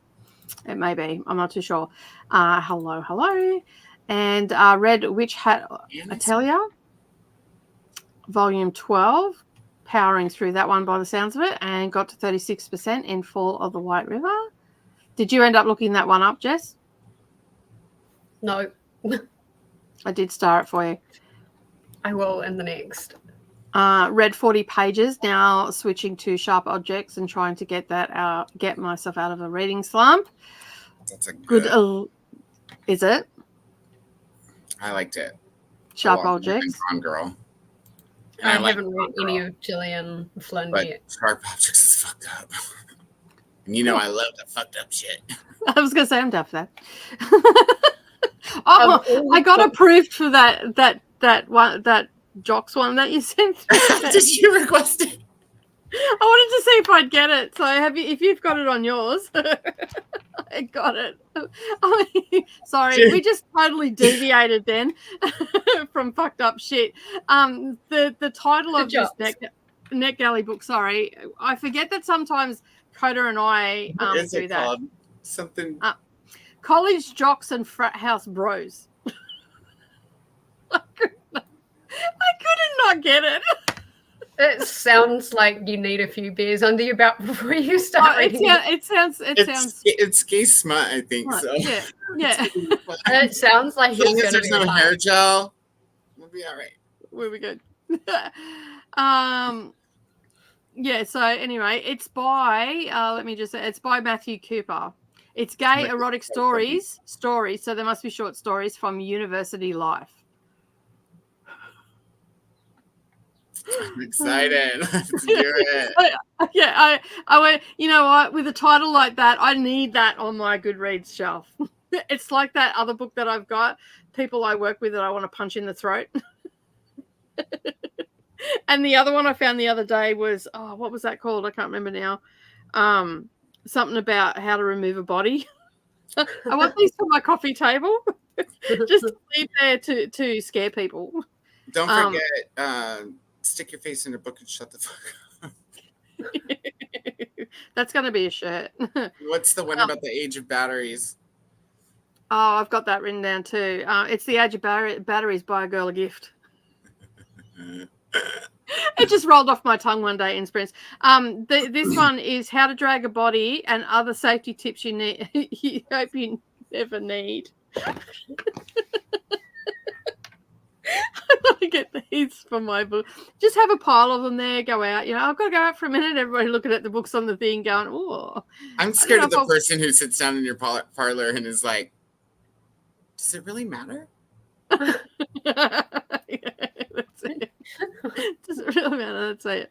Oh. Drag them by their hair. They can't feel anything. It's fine. I feel like my things are just disappearing. I swear I have lost multiple boxes of clothes and cords and everything. Oh no. It's the fairies. Ask around, dude. My dad brought me over a decanter and some wine glasses. He was like, I'm bringing you this stuff that I had from your mom and my wedding, which they divorced when I was 2. You guys just turned 40. I was like, wow. Way to go. Hold on to the past, Dad. It open, and also in the same box is a coffee mug I lost. I don't even know how many years ago, and I don't know how it ended up in my dad's shit. He's just like, here? I don't know. I was Happy like, birthday. my coffee mug is in here, thinking he'd be like, oh yeah, I found that here or whatever. And all he said was, oh yeah, I forgot to tell you. I hope it was clean. I was like, okay, well. Yeah, maybe he walked out of your house with it one day and just took it home. It's like one of my, it's probably my favorite coffee cup from that I've made. I didn't make it, I painted it. Yeah. Glenda got to 181 of 1,000 ships, and Sadia did not read. It was my birthday today. Happy birthday! Happy birthday, Sadia! Was sorting through all my presents. Nice haul. I feel a haul video coming. Today's also Leandra's. Oh, is it? Happy birthday, Mum. Today is also Leandra's birthday from, well, everybody knows Leandra. Leandra's birthday is today too? Mm-hmm. Yeah, it should be the 8th over there for you guys, right? Yeah. Just now. Mm-hmm. But, yeah. It's Leandra's birthday today. That's awesome. / yesterday. It was a Virgo. That makes sense, though. It does make sense, doesn't it? A lot of sense. 158 pages in, so I have a long way to go until I'm finished. Sadia is saying thank you and hi to Atia. Just joined for a bit. Glad for your sprints. Well, thank you for being here, Cinda. I appreciate it. Happy birthday to Sadia.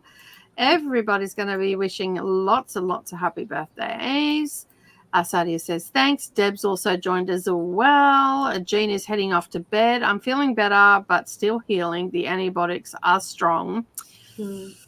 Yeah, I think you need them to get that off. A Little Life made me cry.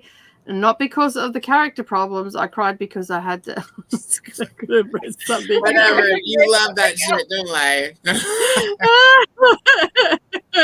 I like this part, like a pamphlet, like a cereal box, a stop sign, a postcard, etc. Chris, please tell me you put that as your official review. I'm actually. I want to take that. Chris, why don't you go read I'm the Same?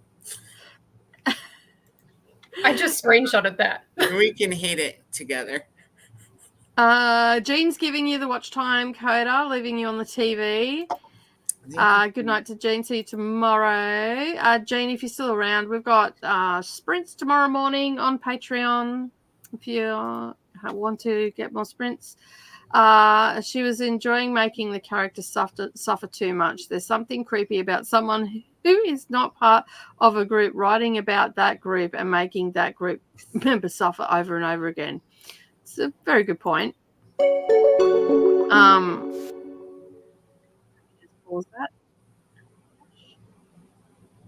That was 30 minutes already? Yep. Yeah. I was like, wait, are we We're sure? good. We're like, if we need 30 minutes, we need 45.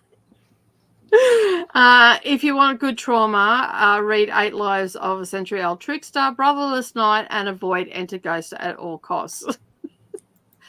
You know it's a shit book when it's got trauma in it, and it's a shit book when Chris says, don't read it. Okay? I have noticed a very, very common theme here that I don't agree with the Trickster. I agree with Brotherless Knight. That was a really good book because that also gave you a lot of history of the Tamil tigers. But if Chris says that a trauma book is shit, I agree with her. Because Enter Ghost, I was like, what the fuck did I just read and why did I read that? That was probably even worse. That was even worse than Catcher in the Rye. Maybe I'll read that one. It was just After like, pod.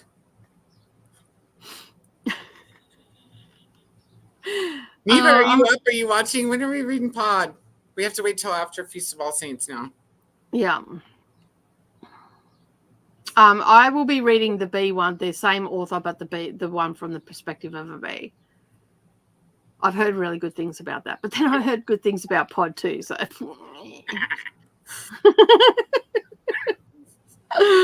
back to studying.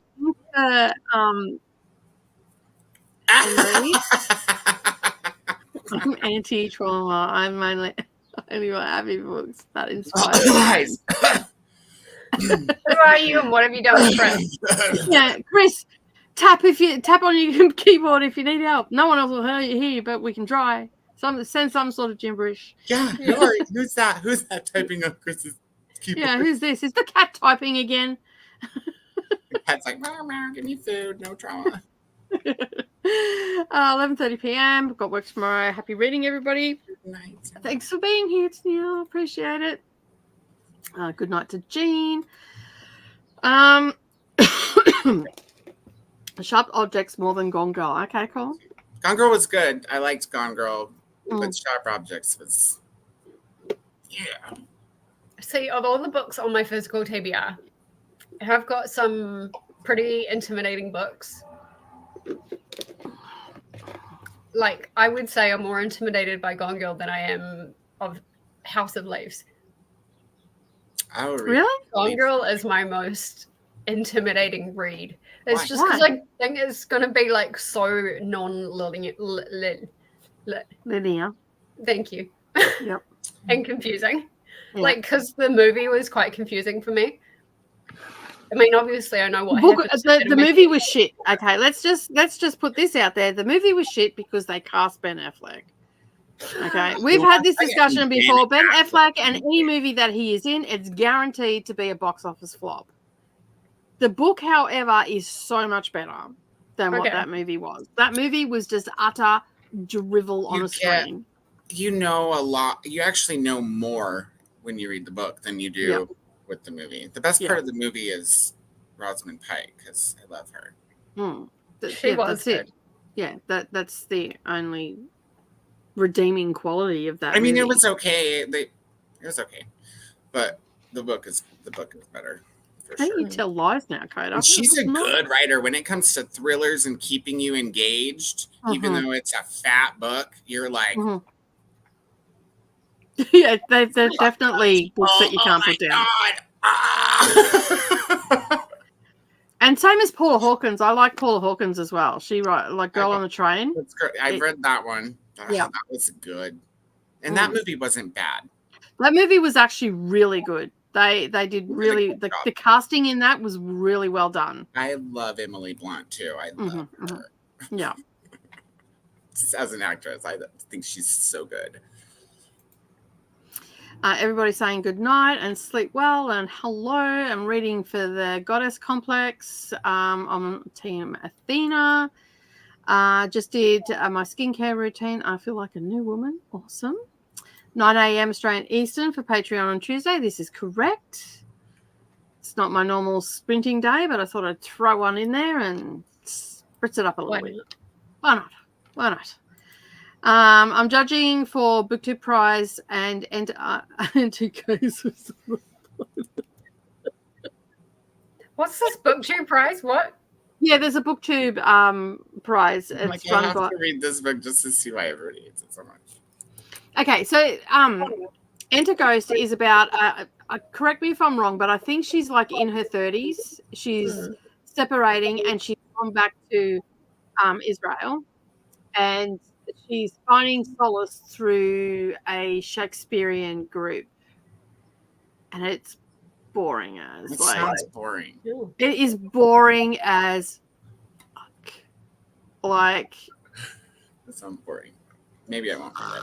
Thanks. snooze fest. Like When people hate books, it makes me want to read them until they're like, Yeah. it's boring. And I was like, oh, Yeah. it's boring? Okay. Yeah, it was boring. Like there was no redeeming qualities of it. And also too, like I'm not into Shakespeare, so that was already going to be putting me behind the 8 ball anyway, because I just yeah, I get it. Yeah, he was a dude. Yeah, okay, he's great. But can we just let it go? He's Move on to 500 something else. years old now. Yeah, like can we just let it go? Shakespeare, but it's not like I don't crave it. You know what I mean? No, I don't crave it. I don't mind it either. Fuck, don't even never talk read to it on Savannah my- about it. You want to see a redhead go Without being assigned something. start talking about Shakespeare, and boy, that girl gets passionate about it. She hates him with a passion. Like she was so excited that they're not making it part of the curriculum anymore in Queensland, because she'd have to. Because I said to her, yeah, I said, you do realize you're going to be an English teacher, and what do you learn in English? She goes, I know, but they're actually taking a lot of it out of the curriculum. Nice. Yeah, because the kids aren't interested in it. Shakespeare, What are they at least gonna make replace it it with, fun. though? You know, like Yeah. you read Taming of the Shrew so that you can watch 10 Things I Hate About You. Yeah. Then compare the parallels. So yeah, but yeah, she was pretty excited about that. I think that was the best day of uni so far when they said that they won't be covering it. That so, I mean, I guess it will depend on the school. Some schools have really old school type teachers and that head of departments and stuff like that. But for the most part, it won't. She won't be learning any of it at university because it's not going to be taught in the curriculum. So. Woohoo! That's what I said. Yay! Because I said to her, you're only becoming an English teacher so you can campaign to get rid of said books, right? She goes, possibly. Well, work from in, work out. Yeah, my class is not going to be reading this book. Yeah. Just so you know, I'm changing the curriculum. This is what we're reading. Then all of a sudden, all of that grade is in her classroom. Yeah. So, yeah. It's the cool teacher. Actually, we'll be reading The Sluts. And what not to do on forums. Now, children. This would be really a good what not to do on forums if it was still 1992. This is the absolute educational best informed book. When I tried to explain to Savannah what it was, she just looked at me. She goes, like, and you could see, like, I don't comprehend. Yeah, I don't comprehend what are you saying to me right now? And then I had to sit down and break it down what forums actually were, because they only know instant messaging. Right. It's basically what Discord is now. Yeah. And you said that, and then I said that to her. She goes, "Oh, I get it," but she doesn't really get it because she doesn't do Discord either. She barely does Instagram. It's a lot less complicated than Discord because you just had the one chat room. Yeah, at least now you got different things. And then I said, "Don't even get me started on chat." What was that? It's the other one that's like that. Reddit is like that, right? Reddit is Reddit is like the ultimate forum. Yeah. Space. I don't touch Reddit with a freaking barge pole because it's like I go in there and I immediately get lost. I'm like, where the fuck am I going? I didn't come here for this. I was over here for that. How did I end up here? Like, there's no map. So yeah, but I tried to explain to her what ICQ chat was as well. I said ICQ chat was sort of like instant messaging, I said, but you could be talking to someone in England, for instance, and then some Indian dude thinks it's a funny idea to send you a dick pic. And so you go, like, what Like the a party line. yeah, fully. I spent a lot of Grandma. time. I spent a lot of time when I gave up smoking, because I was on Zyban, and basically that shit just keeps you awake for days. And so I spent a lot of time on ICQ chit-chatting with people overseas, and that's how I sort of ended up swinging my time zones around and whatnot, and met a lot of people from overseas. And yeah, it was an interesting time in the instant messaging arena. The internet wasn't as regulated back then. Yeah, it was great. It was absolutely great. All kinds of shit you weren't supposed to find. Case in point, sluts. Yeah. It's not really that far off from being realistic. Yeah, I know. And when I was reading, I'm like, this shit does happen. Like, Rosamund Pike was great, but you know, Affleck, it's not going to give a good performance ever. No. All he can talk about was his penis. It wasn't. Do I need to rewatch the movie? Because I do not remember. Well, it's penis talk. It's easy to miss. If you blink or don't have a big TV. And the penis was nothing to write about. Thank you. Note about. Yeah. Yeah, we're like, wow. Blink and you miss it. Teeny weeny. I sprint 7:30 a.m. Australian time. It's 9:30 a.m. New Zealand time on a Tuesday. So a couple of hours before Nicole starts. Yeah. It's okay, people. I don't take a lot of people away from sprints. It's Patreon because there's only so many people that can. Yeah. So yeah, I'm not publicly sprinting. But at 9 a.m. on Wednesday, I will be. How are you finding that move? Yeah, good. Some people weren't too impressed, but good. I so prefer that you're at, well, for me, it's 11 o'clock. Because I'm like, when you started, like, it was 3 o'clock in the afternoon, and I'm like, yeah. Well, no, it's the same for me as well. Like 1 o'clock in the afternoon, my day's done by then. Like I've been up since 4:30 in the morning, and I've done a full day's work. This is my knockoff time, 1 o'clock. Yeah. And then the only reason I did it is because Brittany was already sprinting on that. But as soon as she moved, I just moved it. I'm just like, I'm going to 9 because I'm not stepping on anybody's toes. And if I am stepping on anybody's toes, we're all stepping on each other's toes because no one was sprinting at that time because Brittany was sprinting at that time. Yeah. So, yeah, so I just moved it. I'm working in my time zone. And, you know, it doesn't matter. These days, there's that many people sprinting. You're bound to be sprinting at the same time as one of your friends. Exactly. You know, like it's nothing sinister. It's nothing, you know, like I'm just going to sprint because whatever it is or, you know, whatever fucking shit goes through people's heads. But it's just because so many of us are sprinting at the moment, like right now. And, you know, and it ebbs and flows as well. Like, I think out of everybody that I know, Brianna from Four Paws in the Book, Leandra, myself, and Brittany were the consistent every week, always the same day, same time, all of that sort of stuff. And, you know, we've got other people now. But see, originally Nell wasn't. That was only to this year. So in the last 12 months or longer, there's been just a core 4 or 5 of us that were at the same time every week. And it's only just recently changed. So, but yeah, I mean, there's nothing you can do about it. Like, if I tried to find some time when people weren't sprinting, I would be getting up at 1 o'clock, 2 o'clock in the morning, and even then, I would still struggle because one of my BookTube friends would be sprinting. Yeah. So, And it's the same as like Wednesday evenings when Koda was there was the reason I did Wednesday evenings and that for that long is because no one that I knew here in Australia or in the US was sprinting at that time. And then Crystal reached out to me and said, hey, I normally sprint on a Wednesday, but at that time when I started, she hadn't been for a while and she was thinking about doing it again. And then there was the work thing and all that sort of stuff. But now I finish early, like I start earlier, finish it early, and then teleport everybody over to Crystal. Yeah, it works really well. Yeah. And then basically you've got between because Leandra still sprints on a Tuesday and then which is our Wednesday, but we're asleep.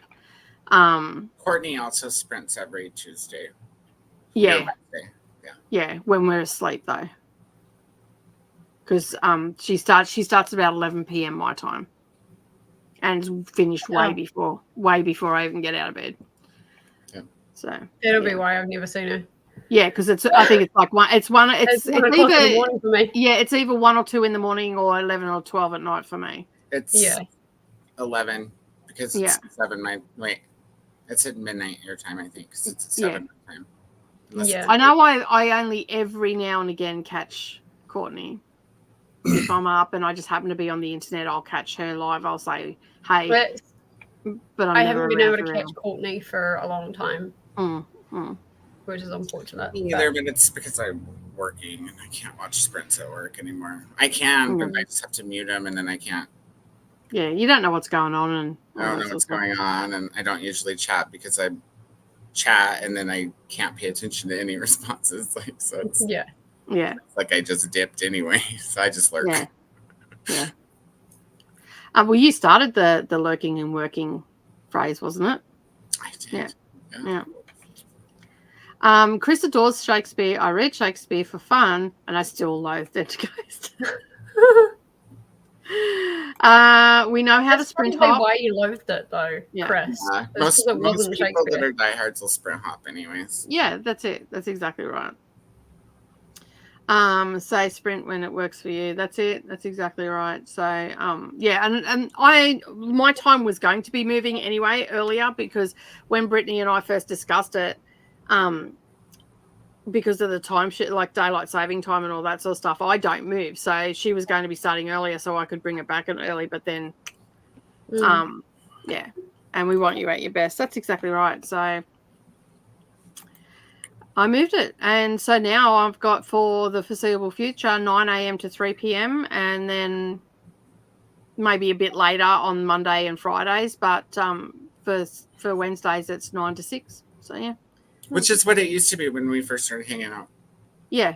Before Brittany started doing Tuesdays regularly. Yeah. Because we used to read a different book on Wednesdays than we read on Thursdays and Sundays. True. All right, let's start this sprint. Are we all ready to read some more? Yep. All right. Okay. Maybe I'll read. You gonna read? Maybe. Maybe. I mean, I only have one beer left and the liquor store is closed because it's Sunday. So yeah. I mean, they weren't closed all day. We're not horrible people, us Coloradans, but they close at 6. This one does. Okay, fair. All right, let's start the timer and I'll see you all in an hour and a half. Happy reading.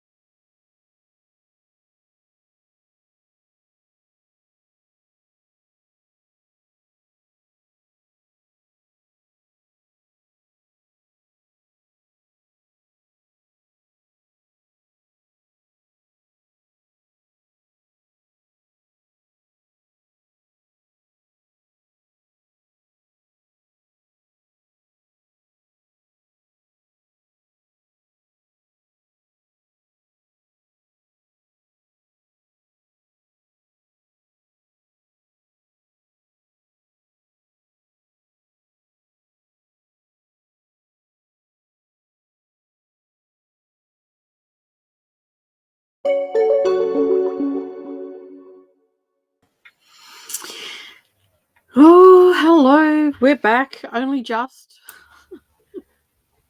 Well, that was an interesting sprint. It was. It was definitely an interesting thing. Koda hasn't come back at all.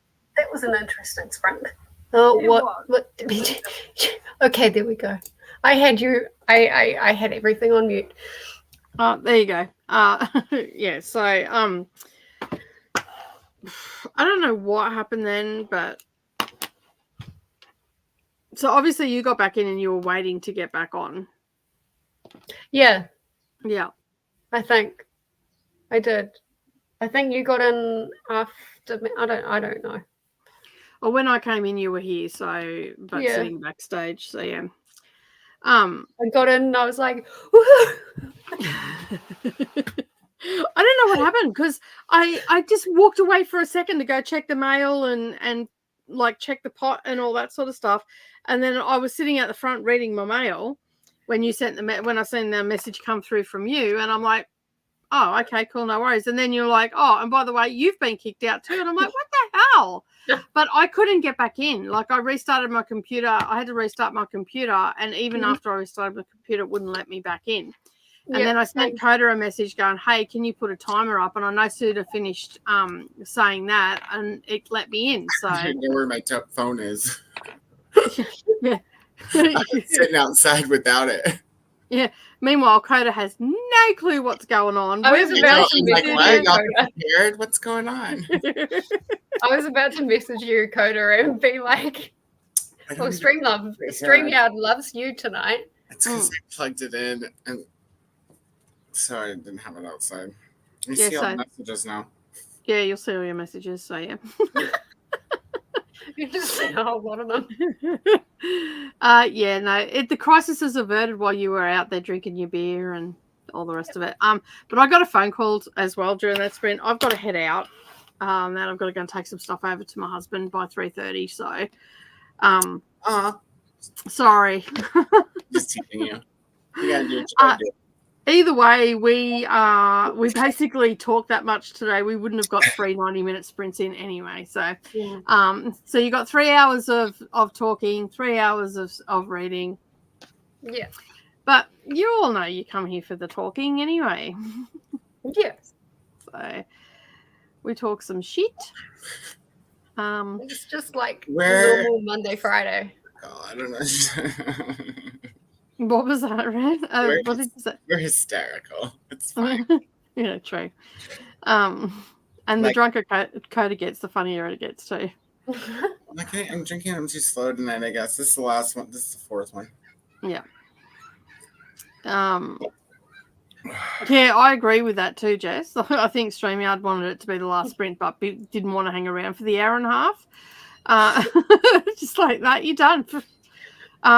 And I'm thinking to myself, yeah, I know I put up the banner, but there's no need to be rude about it. Yeah, I was out. But yeah, I was watching the cats fight and all that sort of stuff. So yeah, Glenda was right on it. Do you watch the screen, Glenda? Because like you were like, there's 26 minutes left on the timer, and it was pretty close. Because I have my alarm set on my phone for like if it's an hour for 55 minutes, if it's an hour and a half for an hour and 25. So I go up because otherwise I'll go and do stuff and I'll never come back because I'll just get busy doing stuff. So yeah. Where now? Let me. So the stream was going to run forever, keeping Koda trapped in the screen. Fun. And I wasn't even around the computer. Nor was I. That's why I didn't know I got booted out. As I then said in the comments, if that was the case, I would just send the stuff to Koda and go, hey, you need to log in as me and end the stream. I think you can end it.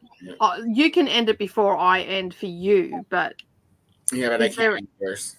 Yeah, you can't end my stream. Yeah. Yeah, understandable. My laptop's having some attitude tonight. Yeah, I'm going to have to do another scan on mine because it didn't resolve the problem. I keep getting this from my, what do you call it? Oh, what was that? Cat must be in here. It's a cat lurking around, bumping stuff. Get out of me. My anti thing, like adware and stuff that I've got on my computer, keeps going off saying that there's a malware trying to add stuff. So That's not good.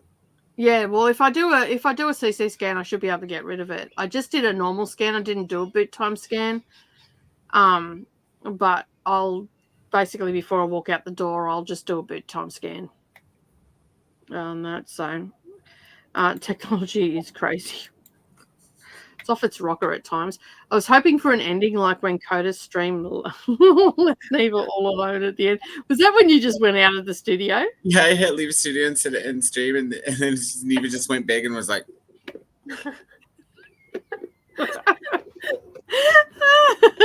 We've also had an instance where the stream didn't end. Like we've hit end stream and then it come on for a couple of seconds before it bloody ended. It was like it took forever. No. I'm reading Star Trek right now too, in which one might be trapped in a screen, at least in some episode of books. That's funny. Perfect timing. I read a real dude.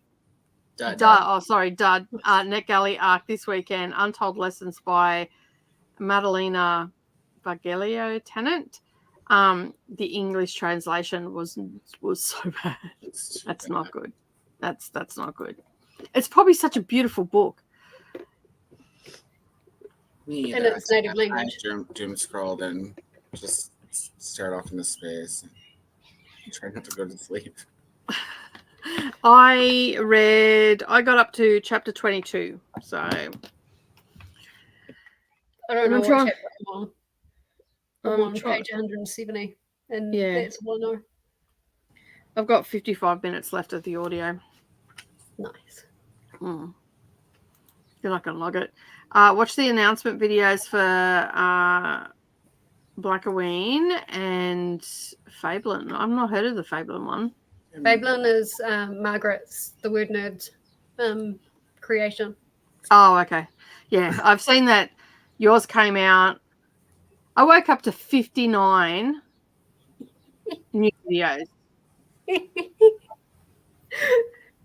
Did everyone just decide to spam it all at the same time? I knew 59 friggin' announcements, like not announcements, but 59 bloody notifications for new videos. I looked at it this morning and I went, oh, that is way too hard for a Monday morning. And it was the same yesterday morning as well. Like, I'm like, what the? Well, it was a little bit less yesterday morning. I'm like, what the fuck is this shit? What is going on? Everybody decided to put videos out this weekend. I'm like, I can't keep up, people. I mean, I kind of planned mine with Leandra to come out at the same time.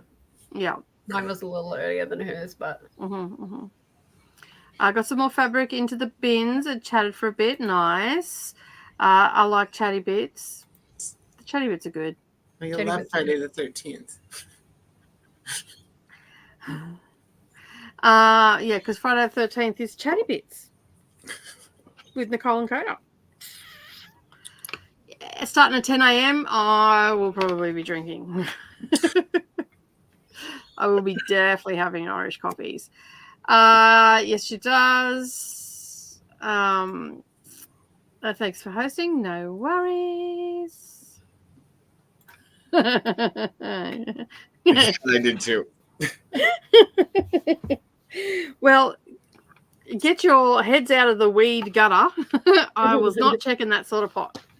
Did you see that video I sent through about the little kid and the guy on his? Yeah. I'll send it through to you. It's a little kid out in the backyard with his sister, plucking weeds out and putting them in a bag, and his dad's got on obviously the security cam and telling him to come inside, and he's like, "What are you doing?" And he said, "I'm picking weed for the guy next door." He's like, "Do you have to dry them before you smoke them?" And then the father's realised what he's talking about because he didn't hear him the first time when he said it.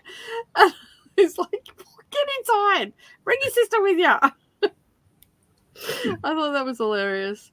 So yeah, I did check the pot, and the corned beef is good.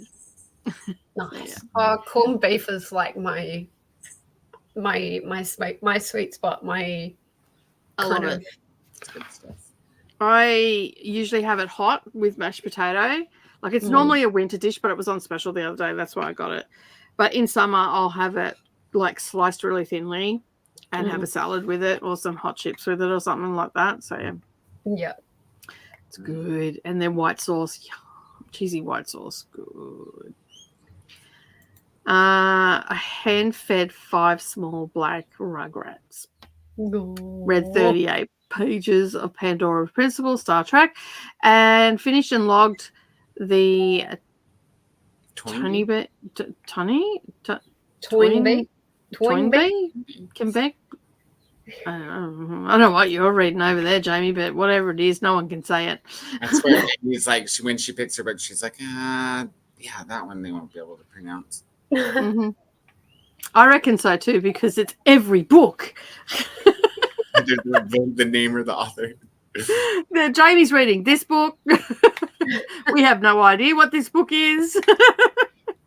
I got 3 index cards done. My night stuff is done, and I'm playing on a few off my apps on my phone. Awesome. Nice.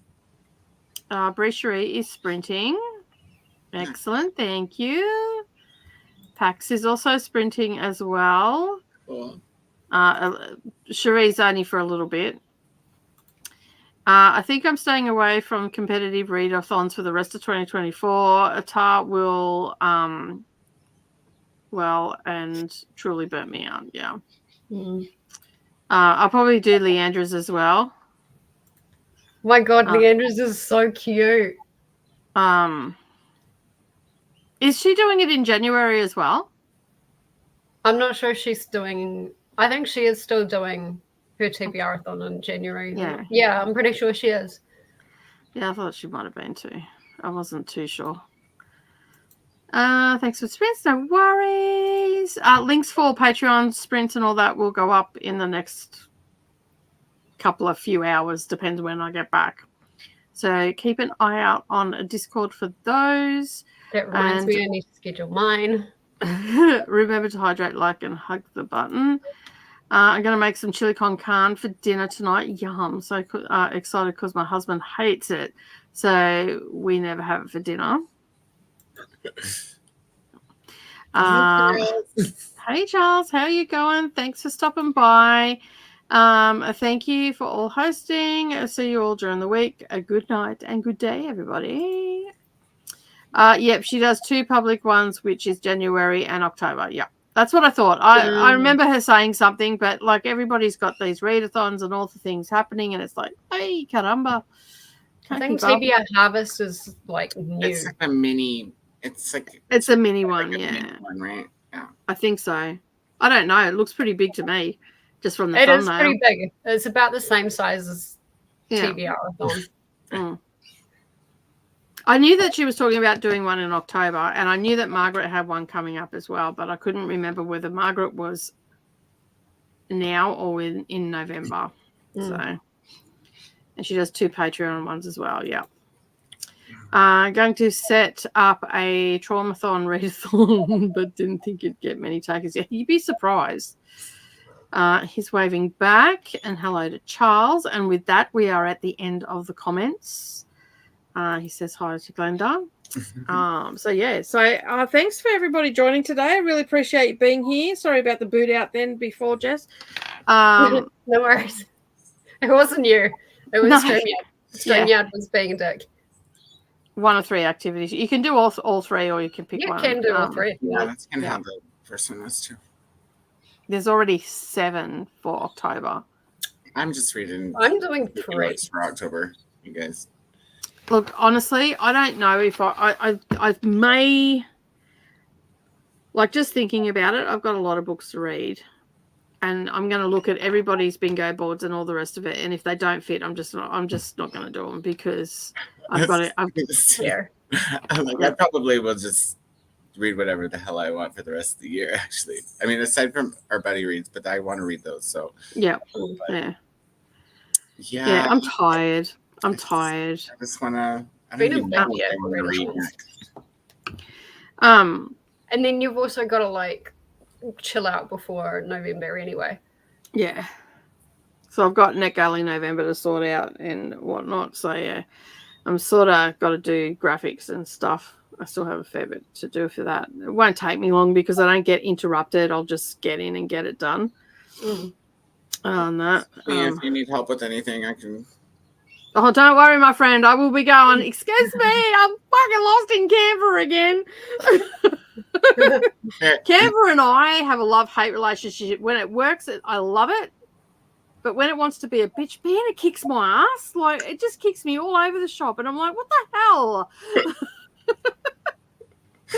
So I'm like, Jesus Christ.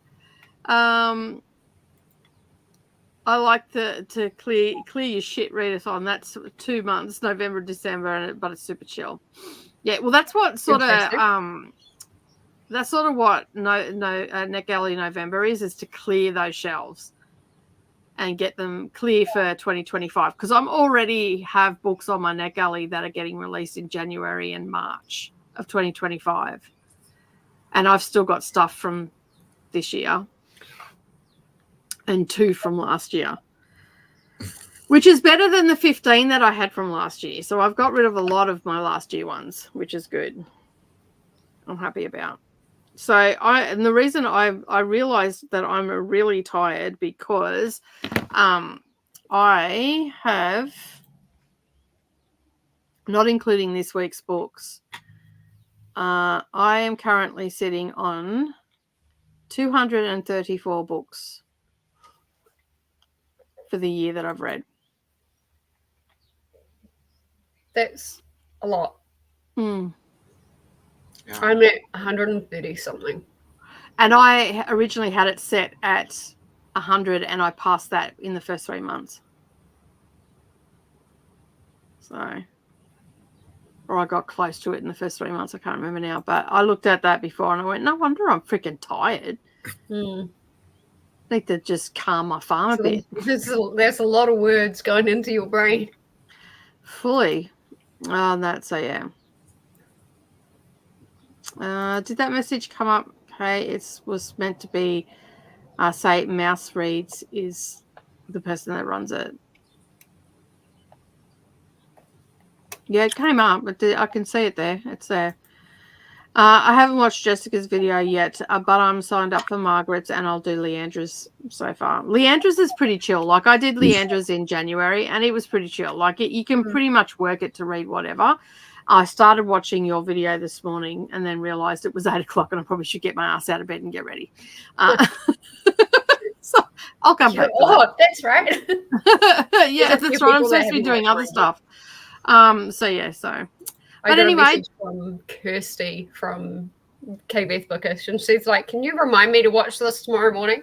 I messaged her back and went, "Kirsty, watch this tomorrow morning." Anyway, if you have not yet subscribed to Koda, make sure that you subscribe. If you have not yet subscribed to Jess, make sure you subscribe. And of course, you know, if you've been commenting on my channel today, I know you're already subscribed, but if you're lurking, come on, what are you doing? Hit it. You know you want to be here.